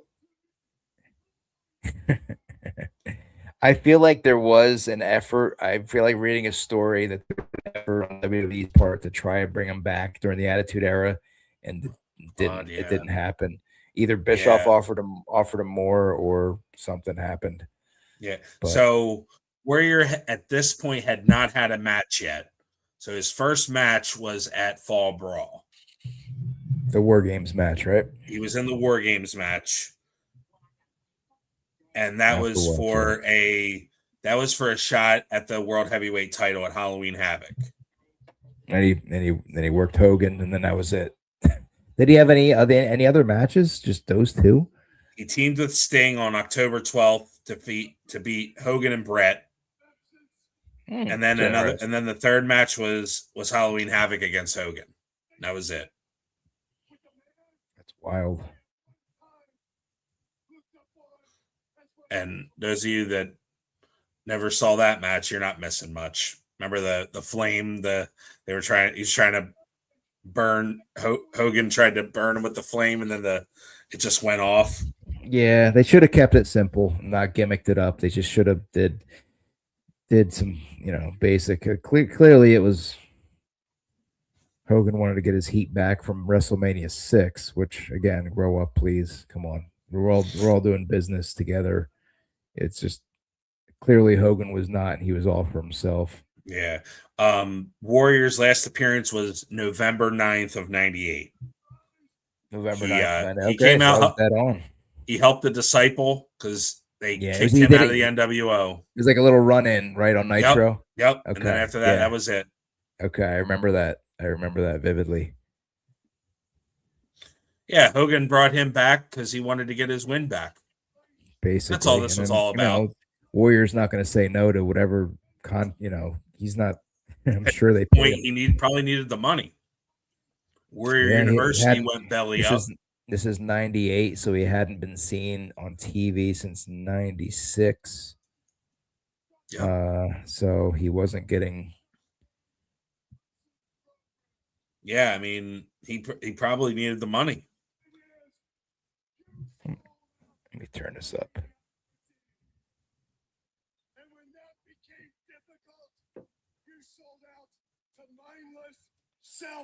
Just make sure it's not coming on completely.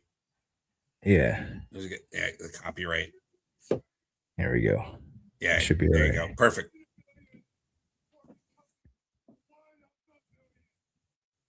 Yeah, I don't remember this promo. I remember the face paint, but I don't remember the promo. The only promo I remember with Warrior was the first one.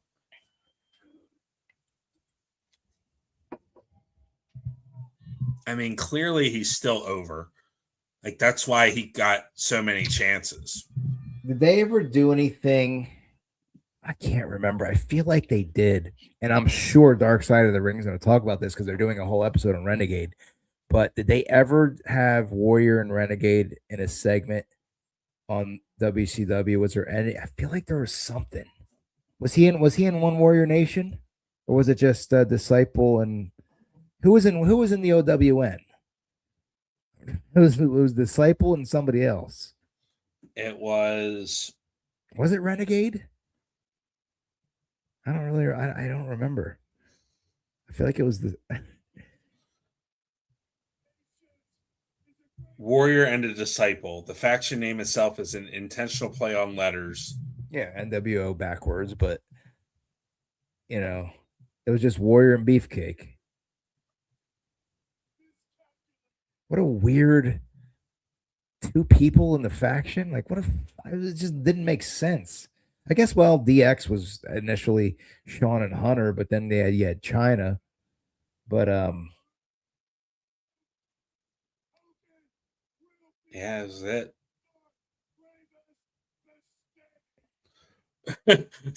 One Warrior Nation.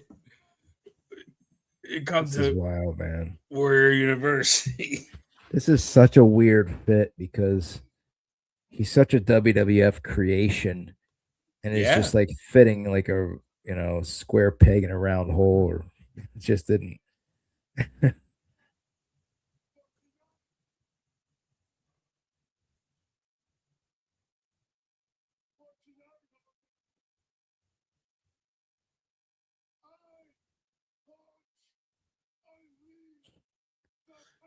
I think this was just doomed from the beginning.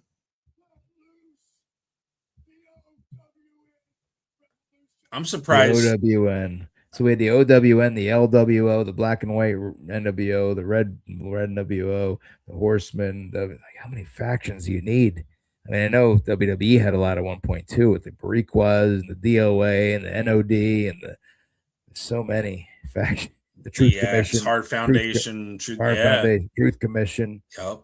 Like gang warfare everywhere. Ooh. Gangs were big in the 90s, kids. Yeah. So we're at 136.50.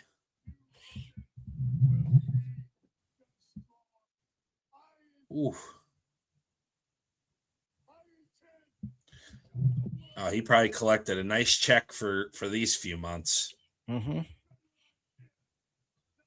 Well, they could do that because Ted Turner was able to was willing to put money out there for this. What was do you remember what the exit? Why did he leave? So how could you work from like summer to fall? Like what was the?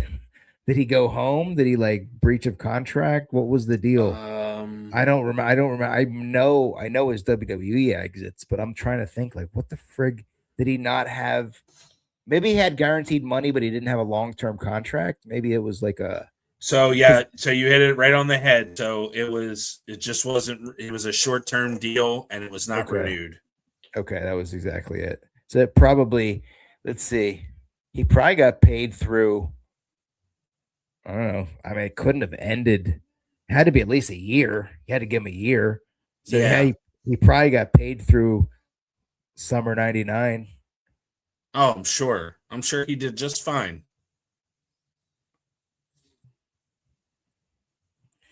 I mean, they did try with this angle, this Hogan Warrior angle. They did a lot of like cool, kind of like mystical stuff, and maybe it came off as cheesy, the bat signal there, the Warrior signal, but the effort was there. It just didn't work. Yeah, it just wasn't executed, and exactly. I think if you had the people in WWF to make it, absolutely, it could have worked a little better. But Warrior, as we saw, got in his own way and got his ego got ahead of himself. In each of those instances where he thought he was bigger than Hogan, and clearly he wasn't. He was given the opportunity, didn't work. Yeah, he wasn't Hogan, and the numbers showed it. And then coming back in '96, he was given another opportunity, and it just wasn't it wasn't going to work. That's the thing with Vince. That was the thing with Vince.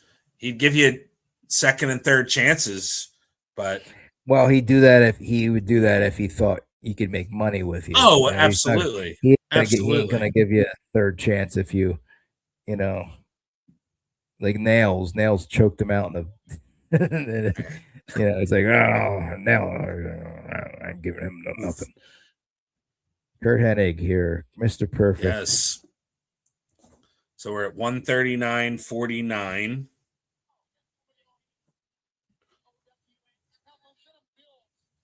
Yeah, we talked about guys that never won the world title. He's probably number one on people's lists. Kurt's run in WCW. I'm trying, like, other than like that viral kind of like clip of him giving the perfect plex, the Big Show.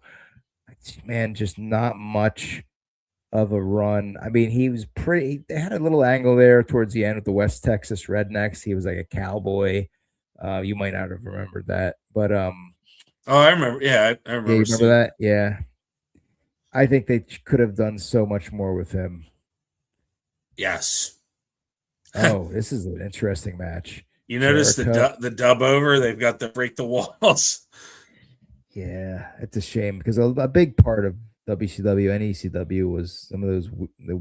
ECW used authentic music from bands, but WCW would use like rip off, like Jericho had a rip off Pearl Jam. Oh, the Pearl Jam, yep. Yeah. Even flow. Raven, yep. Raven had a rip off. Was it Nirvana or another Pearl Jam?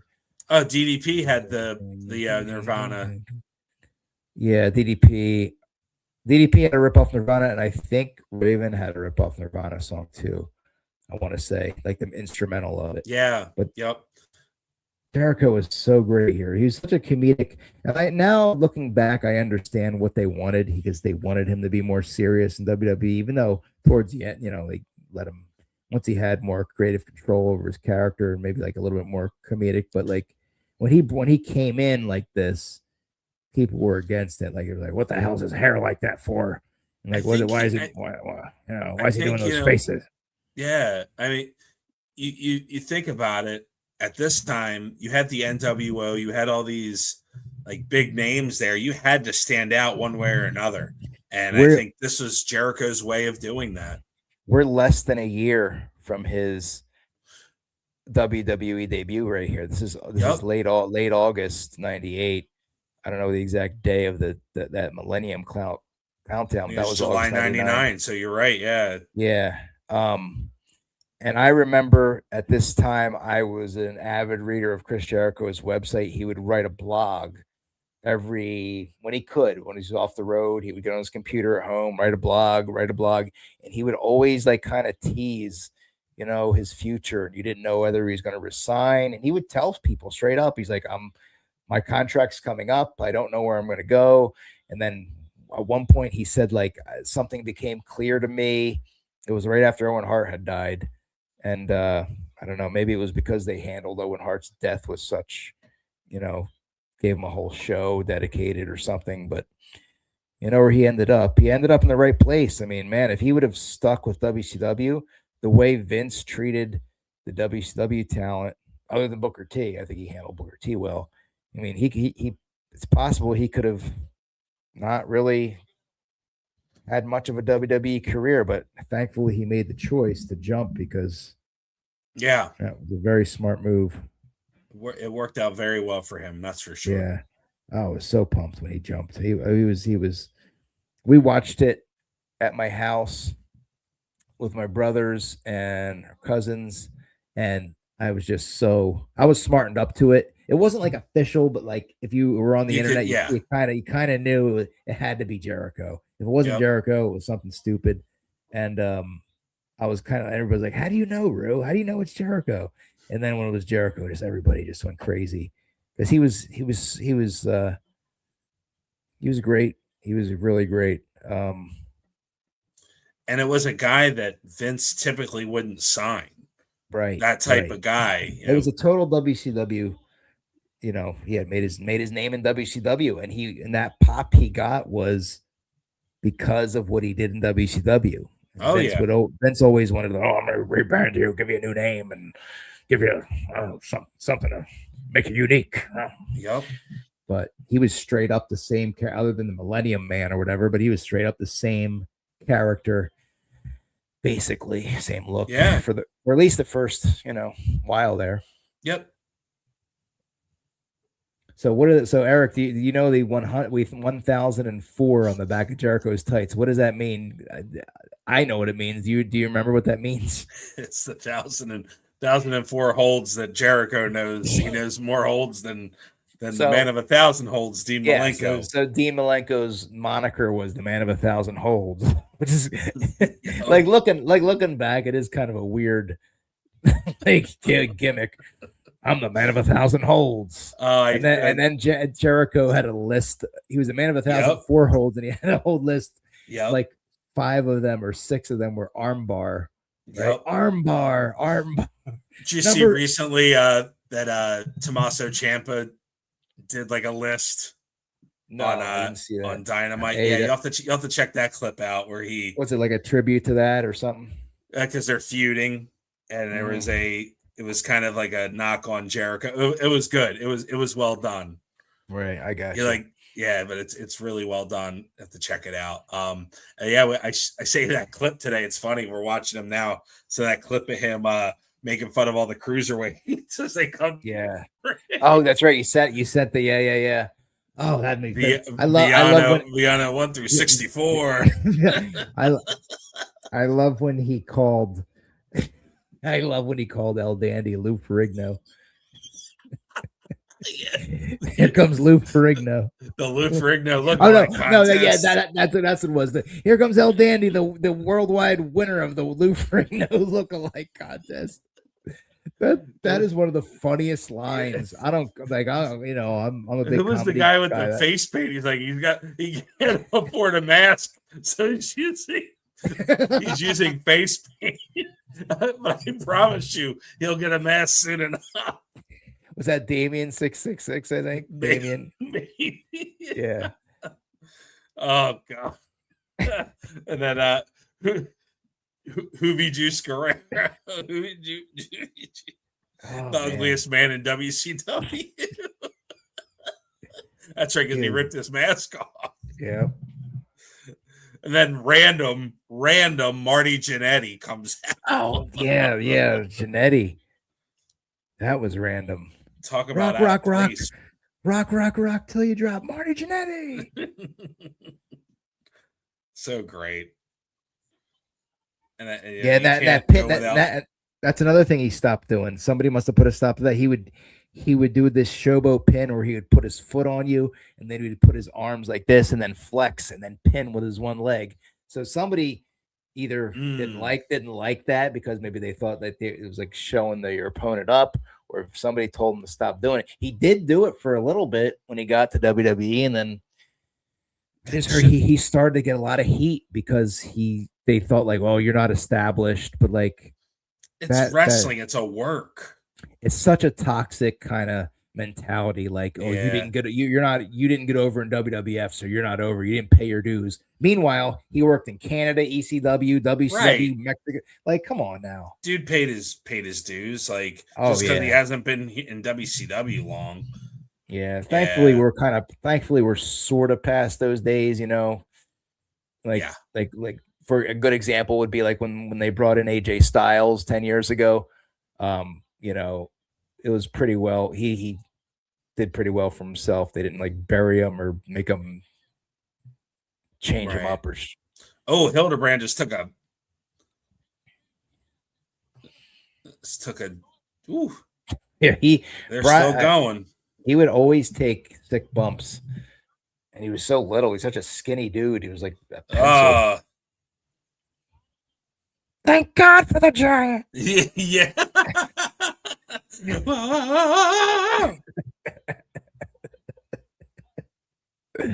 He's not far away from being in WWF.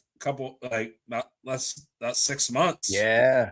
This is his end of his run. This is almost end of 98. He came in February of 99. Paul White. That's Paul White. Yeah, that's Paul We didn't. White. That was such a weird thing too, because they couldn't think of a gimmick, so they called him. They first started calling him the Big Nasty, and then apparently Yeah. the story goes Jim Ross started calling him the Big Show, and it stuck. Yeah. Yeah, I've heard that. Yeah, I mean, show seemed to work pretty well. Paul White.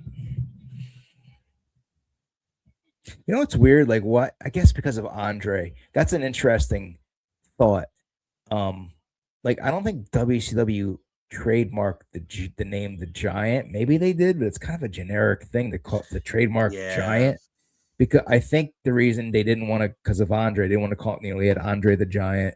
I think they wanted to completely distance from that because they took if you notice when he came into WWE, he didn't have the one strap right attire. He had just the you know the he just had the tights. Yeah, right, and that was, I think, very intentional. Then he wore a t-shirt from time to time. I think that was very intentional to not make him seem like an Andre ripoff. I couldn't stand when they would have him come out with the t-shirt, like that run he had with the title. That like he won the title when he was wearing a t-shirt. Yeah, Survivor Series '99. Yeah, I mean, like that was kind of a weird. They tried to change. They really did. I remember being on the internet back then and reading, like, they sent him to. I think they may have even sent him to OVW again, like, get retrained, because he was trained at the power plant, and they wanted it. They wanted Buddy Lee. They wanted to unlearn him a little bit, I think, and he came back and learned a lot of. I remember he came back with some new moves and better psychology to his matches, and probably had a lot of bad habits. Oh, here we go. The Mug Root Beer Nitro party. Where's Lee Marshall? Is he already gone at this point? No more and we don't have Bobby Heenan on here either, right? No Bobby Heenan. He's on the road. No Weasel. We got Booker T and Stevie Ray arguing. We coming for you.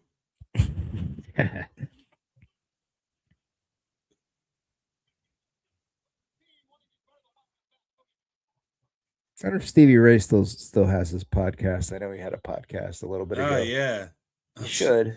But look that up. I stopped listening to a lot of wrestling podcasts. I used to listen to Ravens. Ravens had a great one. I still subscribe to him. I just don't listen. Oh, I used to listen to Bruce. Well, he's on much anymore. And then, here's Bret. The U.S. title. Funny, the U.S. title kind of looks like the old Winged Eagle belt. Yeah. Here in the World Championship Wrestling Company. You know, he's got the U.S. title. I wonder if he's in the NWO at this point or not. Who, Bret? No. Bret didn't do it. Bret was not in the NWO until late '99. Okay. Yeah. Late '99, where were the backwards hat and that was.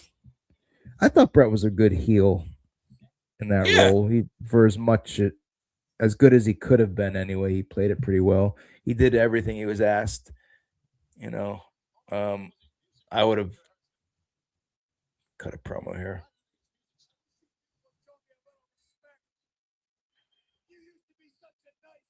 Oh, it sounds like he's already starting to go a little heel. Yeah, slightly.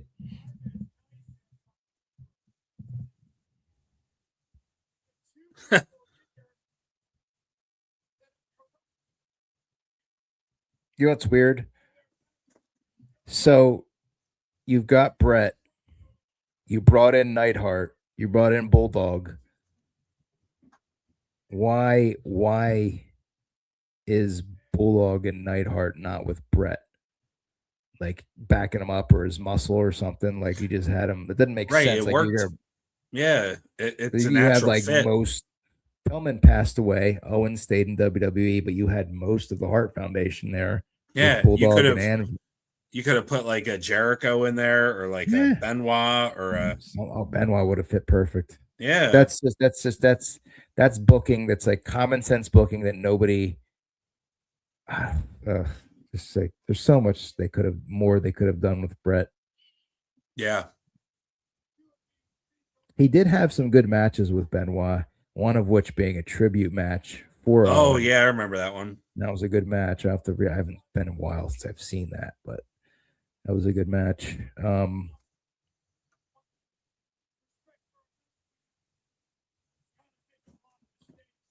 We almost look alike. Him and Sting.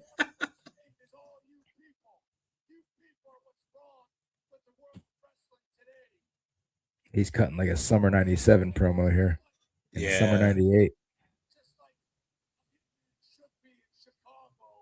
What time stamp you on right now? I am at 155. Yes. Even. Okay.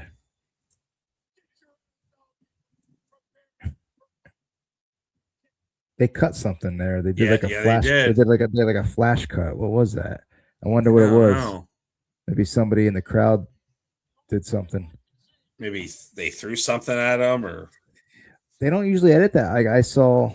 I was watching the Jeff Jarrett promo when he came back to WWF in what was that 98, 97, 98, 98, and somebody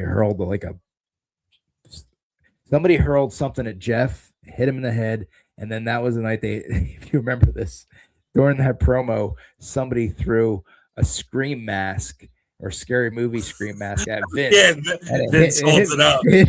And Vince is like, I was like, this is more entertaining than you, Jarrett. Yeah. God, what a horrible start that all. Oh my God! The reason I went back and watched that is because I listened to this Jarrett shoot. He was talking about when he got back from the curtain after that. Austin had heat with him, and Michaels was like mad or something, but that was a whole deal. Oh, so Booker T taken out now by what appears to be Stevie Ray. It's like Stevie Ray had enough. Unless it was somebody else.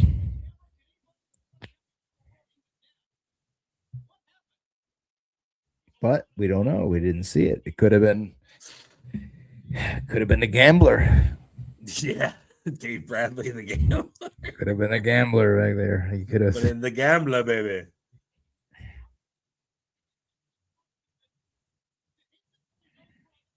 Oh boy. Yeah, so Stevie Ray's coming out here, and this is late in the show. This must be the last angle before our main event. Yeah. So last main segment before our main event. So Stevie Ray's gonna grab the mic here.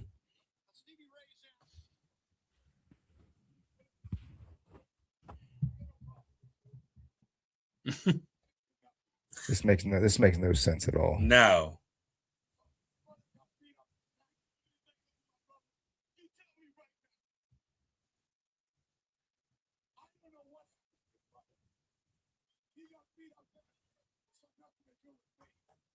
Okay, they're teasing Bret's NWO, but he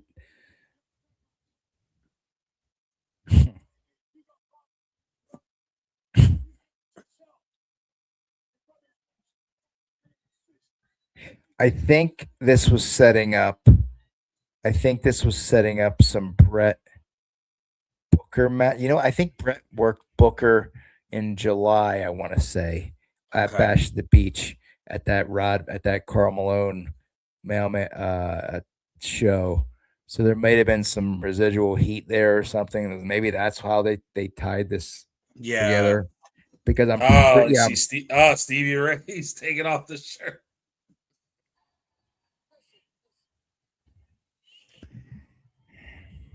Okay. Maybe Bret is with the NWO at this point. No. He didn't join it till.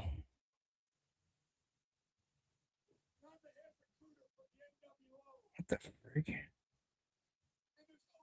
What is Buff doing on the rope? I don't remember this.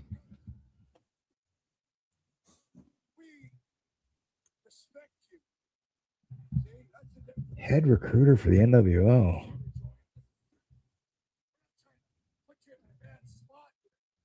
It sounds like he's in the NWO already. I think they're doing a swerve.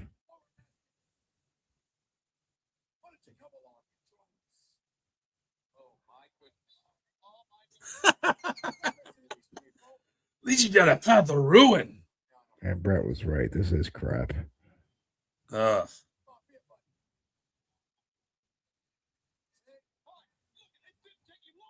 Like, did you think anybody cared about Stevie Ray joining the NWO? I don't. I mean, unless there's going to be a turn here, which I'm thinking.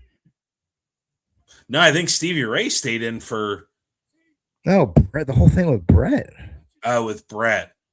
Yeah, that was weird. Like, he didn't wear any of the stuff. I remember he wore after a while, he started wearing a Hogan t-shirt. Okay, on Thunder and shit. Okay, wow. What a weird. Because he was so what I'm thinking and what I had in my head was I remember when it was him. So the NWO that I'm remembering with Bret was in 99, late 99 with him, and 2000, I think too. Him, with Jarrett. Jeff Jarrett. I think Nash. I think it was Nash or Hall, one of them, and somebody else. Because I don't remember. No. I must have not gave a shit. Yeah. So he joined the NWO on April 20th, 98 during an episode of Nitro. Really? So this is August. So he had already been in the NWO.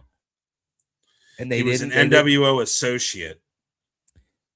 But he was okay. Whatever. Like, that's so weird. Yeah, it's weird. To have him. I mean, like, one big thing, shocking thing, you could have had him to use black and white. You could have. He didn't come out to NWO music at all. He came out to his own music, which is so weird. Yeah, I'm drawing a blank here. I think this period was there's a WCW starting to get tuned out. Yeah, because WWE was so, and especially DX. I was a huge DX fan. Yeah, I just did not give any cares about. Oh, I loved Austin. Anything Austin was doing. Or Austin and then stuff with McMahon. Austin too, absolutely. You know, it was. So we're finally at the main event. We got Mr. Hogan coming back out. Terry Jean.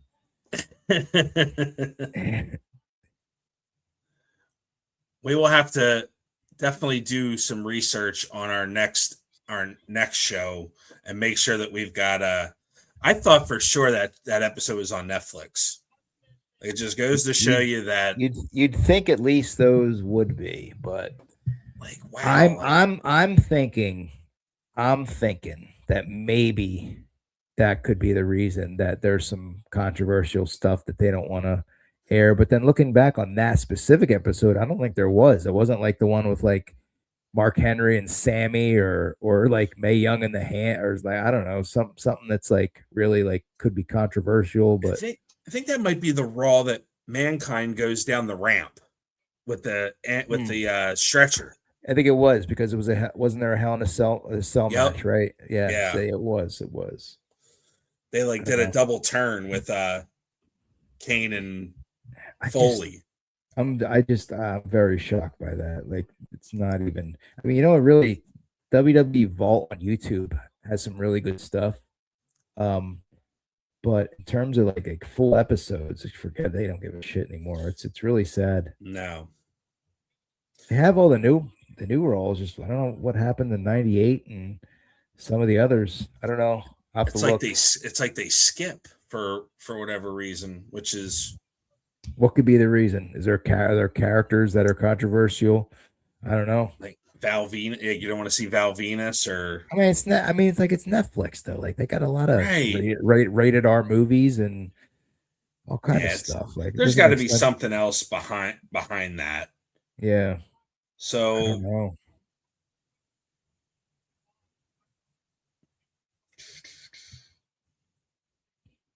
Nash coming down here. Nash has to be about. Let's see, this is probably late, probably pushing 40 at this point. Might not be quite 40. He's probably about 38, 39 years old. roughly. I want to say.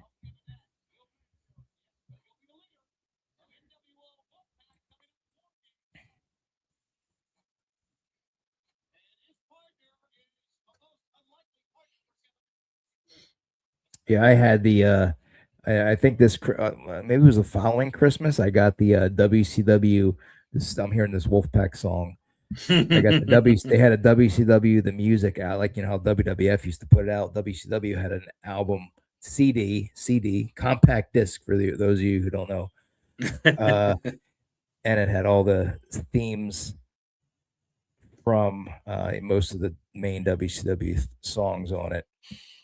And the Wolfpack theme was pretty good. I don't know who composed that. Probably Jimmy Hart. Nobody else made music there.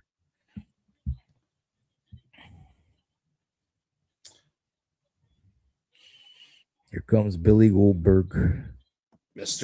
Yeah, he is over like Rover. Yes, he was.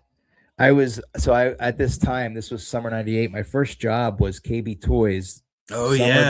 Summer before our senior year in high school, and he was so popular that WCW came out with this huge action figure of him, not like regular size. It was like a tabletop Goldberg figure, and they couldn't just stock them. You had to like reserve it. Like we had to take like name. You had to tell our assistant manager, oh, put one in for the Goldberg, whatever tabletop like a special order. Yeah, it was special order because they weren't just putting him on. He was that popular. It was insane. And I remember vividly the night that Goldberg won the title at the Georgia Dome. The next day at work, my manager, what was his name? Oh God, I can't think of his name right now, but my manager was like a casual wrestling fan, but he knew I was hardcore, and I taped everything. He's like, "Can you bring in the tape of Nitro last night? I want to see it." So I had just started working. I'm like, "This is cool." The guy wants to see my VHS tape of Goldberg and Hogan, so I brought in VHS. So we watched it in the back, and then I went to work after I showed the boss Goldberg versus Hogan. So that's the times we're living in. Like, can you imagine? Can you imagine like working a job today and saying like, "Oh, show me Seth Rollins and Braun Breaker from last night"? It's never gonna happen. No, people are like, "Huh?" Yeah. You might be out of a job saying those things. Yeah, exactly. It's just that was a different. People don't realize it, and it was a boom period. Very much comparable to the 80s rock and wrestling era, WrestleMania era, whatever. Golden era. It was just as popular, man. It was, hopefully we see something like this again, but I have my doubts. I honestly think, Arch, the closest they came was a couple years ago when Mania, that whole run of Cody, and getting the Mania in Philly, WrestleMania 40, and I think it peaked at Mania in Philly, in terms of like mainstream. I mean, it's still making money hand over fist, but yeah, you could definitely tell now. It's like, a lot of especially on the WWE side, seeing a lot of like the cookie cutter, same formula on their shows, and then Saturday night's main event just seems like it's kind of just like a glorified house show. And to me, the thing that stuck out in my mind is one of the things during that whole expansion period when business was red hot was the Bloodline, and then they kind of got away from it for a little bit, and then when business started to dip, let's get Roman back and let's get a Bloodline storyline again. So it just seems like it reminds me of like when NWO was hot, and then they tried to let's do another thing with the NWO. Yep. That's our calling card. It reminded me of that. Yeah, it's a good comparison. It's like, can we not think of something new? Like, you got that creative team, you got all that years of experience, and you would think that you could come up with something new and original, but It's very similar. You got a lot of moving parts with TKO, but at the same That time, too. yeah. So Yeah, Giant. you got 4 legends in the ring. This is a hell of a tag match for a Nitro. So you got, are those fireworks? People still setting off fireworks? Oh my god, I'm so sick. Are you of them. serious? Yeah, I hear them right now. Anyway, you got 4. Goldberg's not in the Hall of Fame, right? So you got, he should be. Is he in the Hall of Fame? I think Goldberg is in the Hall of Fame. Did he go in the year? Did he go in prior to his last match? I don't remember. I believe so. Let's double check He on went that. in 2018. Okay, so we have 4 legitimate. I mean, I don't think show's in yet, but you got 4 legitimate Hall of Famers in the ring right now. Oh yeah. This is a big money match. We got Mickey J. We got Mickey Henson in there. He passed away, unfortunately. A lot of refs passed away. Yeah. I think he may have had some sort of cancer or something. But he worked WWE for a bit too, I want to say. Yeah, this is like the big reason why Nitro continued to do well in the ratings.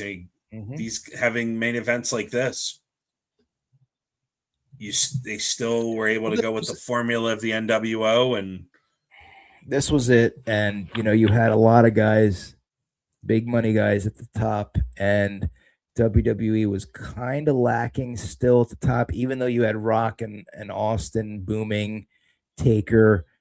There wasn't. Yeah, you're right. It was kind of like Austin. Like, I mean, Hunter wasn't ready yet. Wasn't ready yet. And even Rock was still in that Intercontinental. Like, we see him win the title later on in '98, but at that point, I mean, you had Austin feuding with Undertaker, but then you had like his first few matches were with Foley. They were with Dude Love, and then you had Kane and Undertaker, and then after that, there really wasn't a whole lot for him to work with. So, I think that's where the Mr. McMahon character came in nice and handy, where you didn't even need to have like a specific opponent for him. You were feuding with the boss. Right, exactly. Yeah, take that, brother.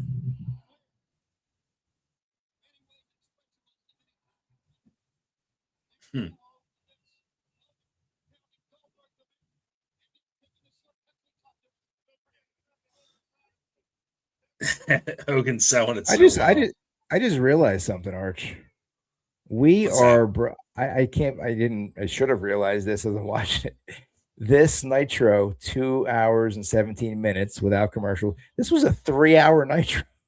Yeah, probably not the best choice to pick on this. I didn't realize that initially. I just because of the commercials, but it's a long show. Unless it was. No, I don't think it could have been 2.5 hours. Like sometimes they did weird overruns, but they probably edited some of this. They probably, edits and all that stuff. It probably was a 3-hour Nitro. Because I'm thinking, like, I didn't think they went to 3 hours until '99.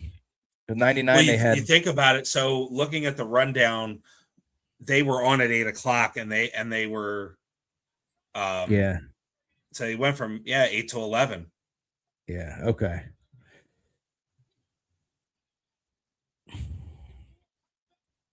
The Disciple. That was another weird thing because Raw was 2 hours, and then when Nitro was 3 hours, when they figured out the ratings, it was like you'd get the head-to-heads, but then the overalls they would factor in that first hour. Sometimes it would bring the overall Nitro rating down. Sometimes it would bring it up, but you would kind of really only look at the head-to-heads, I think. Yeah. Man, they're just stomping away at William. It's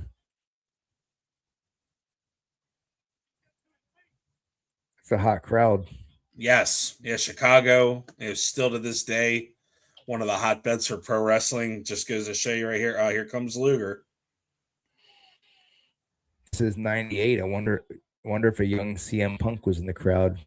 I know he was more of an ECW fan, but WCW was at the United Center. If the NWO's red Yeah. hot like it is, like probably a hot ticket for sure.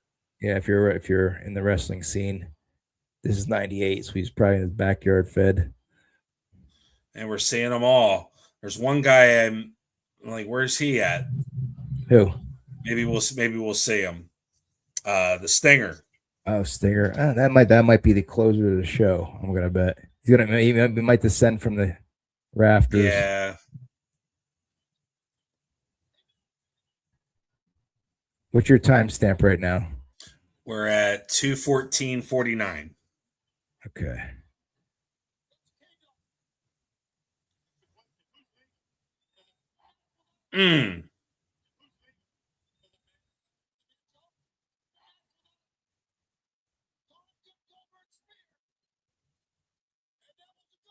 Maybe this is the closing here.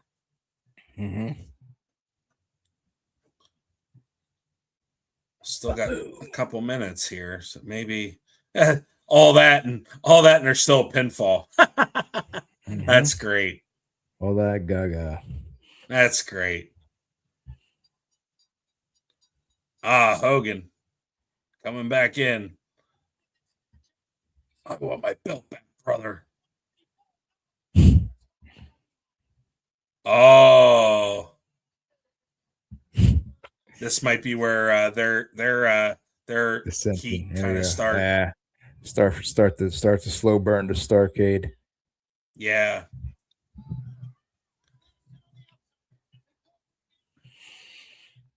Look how big Paul White is. My goodness.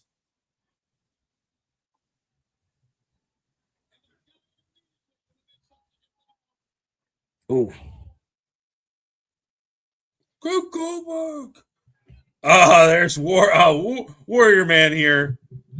There's Piper. Piper looks good. Yeah, he was in good shape. He kind of looks like Bob Backlund. So then with that haircut. Yeah, a little bit. They're setting up War Games.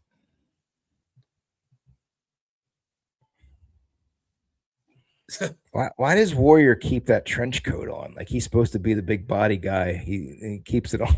Yeah, he's hiding it. It's like he wore that. He's like he was ashamed of his physique post like maybe he was embarrassed, self-conscious. Could be. Well, that's a pretty good babyface team there. I'll have to go back and watch Fall Brawl. I haven't seen that '98 Fall Brawl in ages. Nah, yeah, same.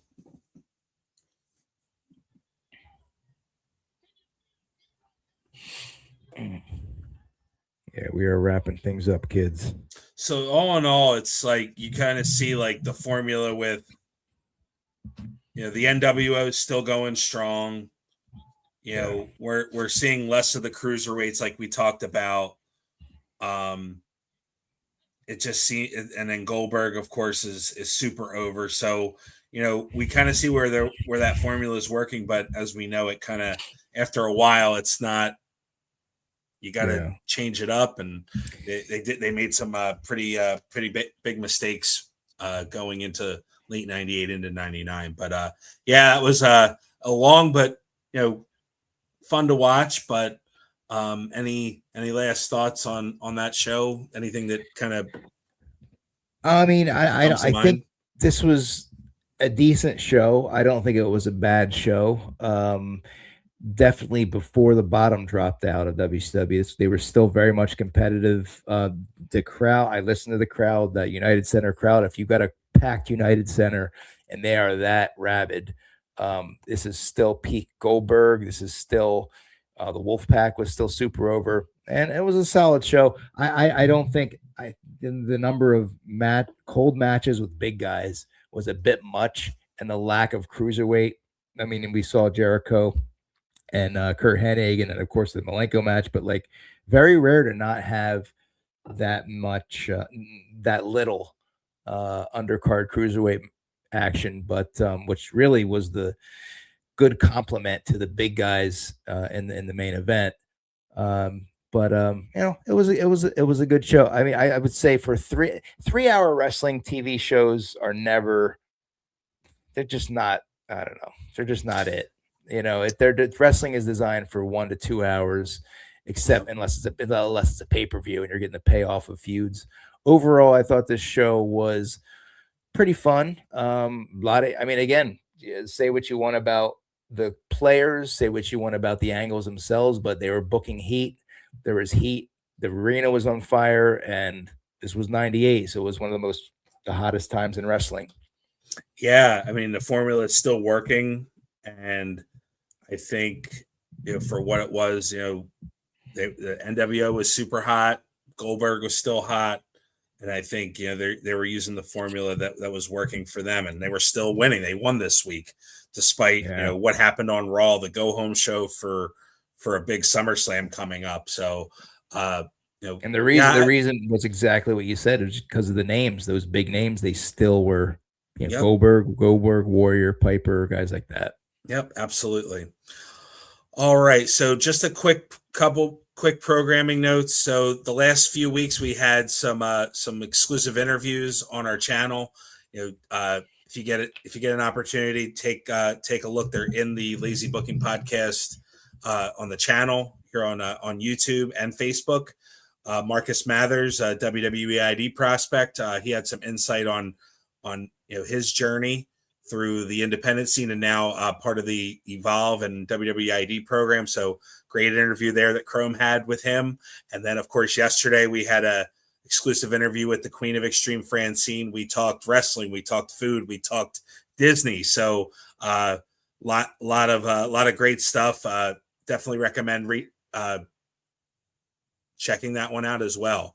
And then, of course, we had once again coming up on the 28th and August 4th, the lead-in into SummerSlam, our SummerSlam preview show and our recap show. Headbanger Mosh, Chaz Warrington will be joining us on the show as a co-host, and he will have a lot to say about what's coming up for SummerSlam, the 2-night show that's coming up on July, I believe August 1st and August 2nd. But any last thoughts, Rue, before we hit the head here? That was a good time. I think some of these nitros are more fun for me to watch because I was mostly watching WWF at the time, and so one last question for you, if you remember this, when they went to 3 hours, did they still have that Nitro replay that played right after the show, or was it like later on? Do you remember that when they had Nitro and then right after? Yeah. If I remember correctly, I think they went right to Nitro right after. Okay, a replay of it. Yeah, that was crazy. If I remember correctly, I could be wrong, but I'm pretty sure when they did the 3 hour, they went right back to back because basically that was 8 o'clock Pacific time. So if you're running the West Coast, you're going to start it at 11 Eastern time. So, I'm pretty sure they just went back to back with it. So. Good stuff. Good insight as always. Thank you so much to you. Thank you to Chrome. Thank you for everybody involved.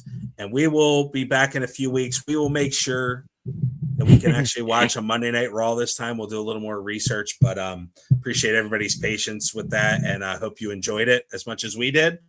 Don't forget to like and subscribe to our channel, Lazy Booking Podcast TV and A2D Radio. But for Rue, myself, and everybody involved, hopefully you enjoyed and have a good rest of your night and good week and stay cool because it's pretty hot on the East Coast right now. So hope you stay cool. And as we always like to say, tell somebody you love them. And we are out of here. See you later. Cheers, guys. Later. Macho Man was in the same spot right by the monitor. And he comes over and he puts his arm around me and he starts walking. He goes, "Kid, for the first time ever," he goes, "that was great."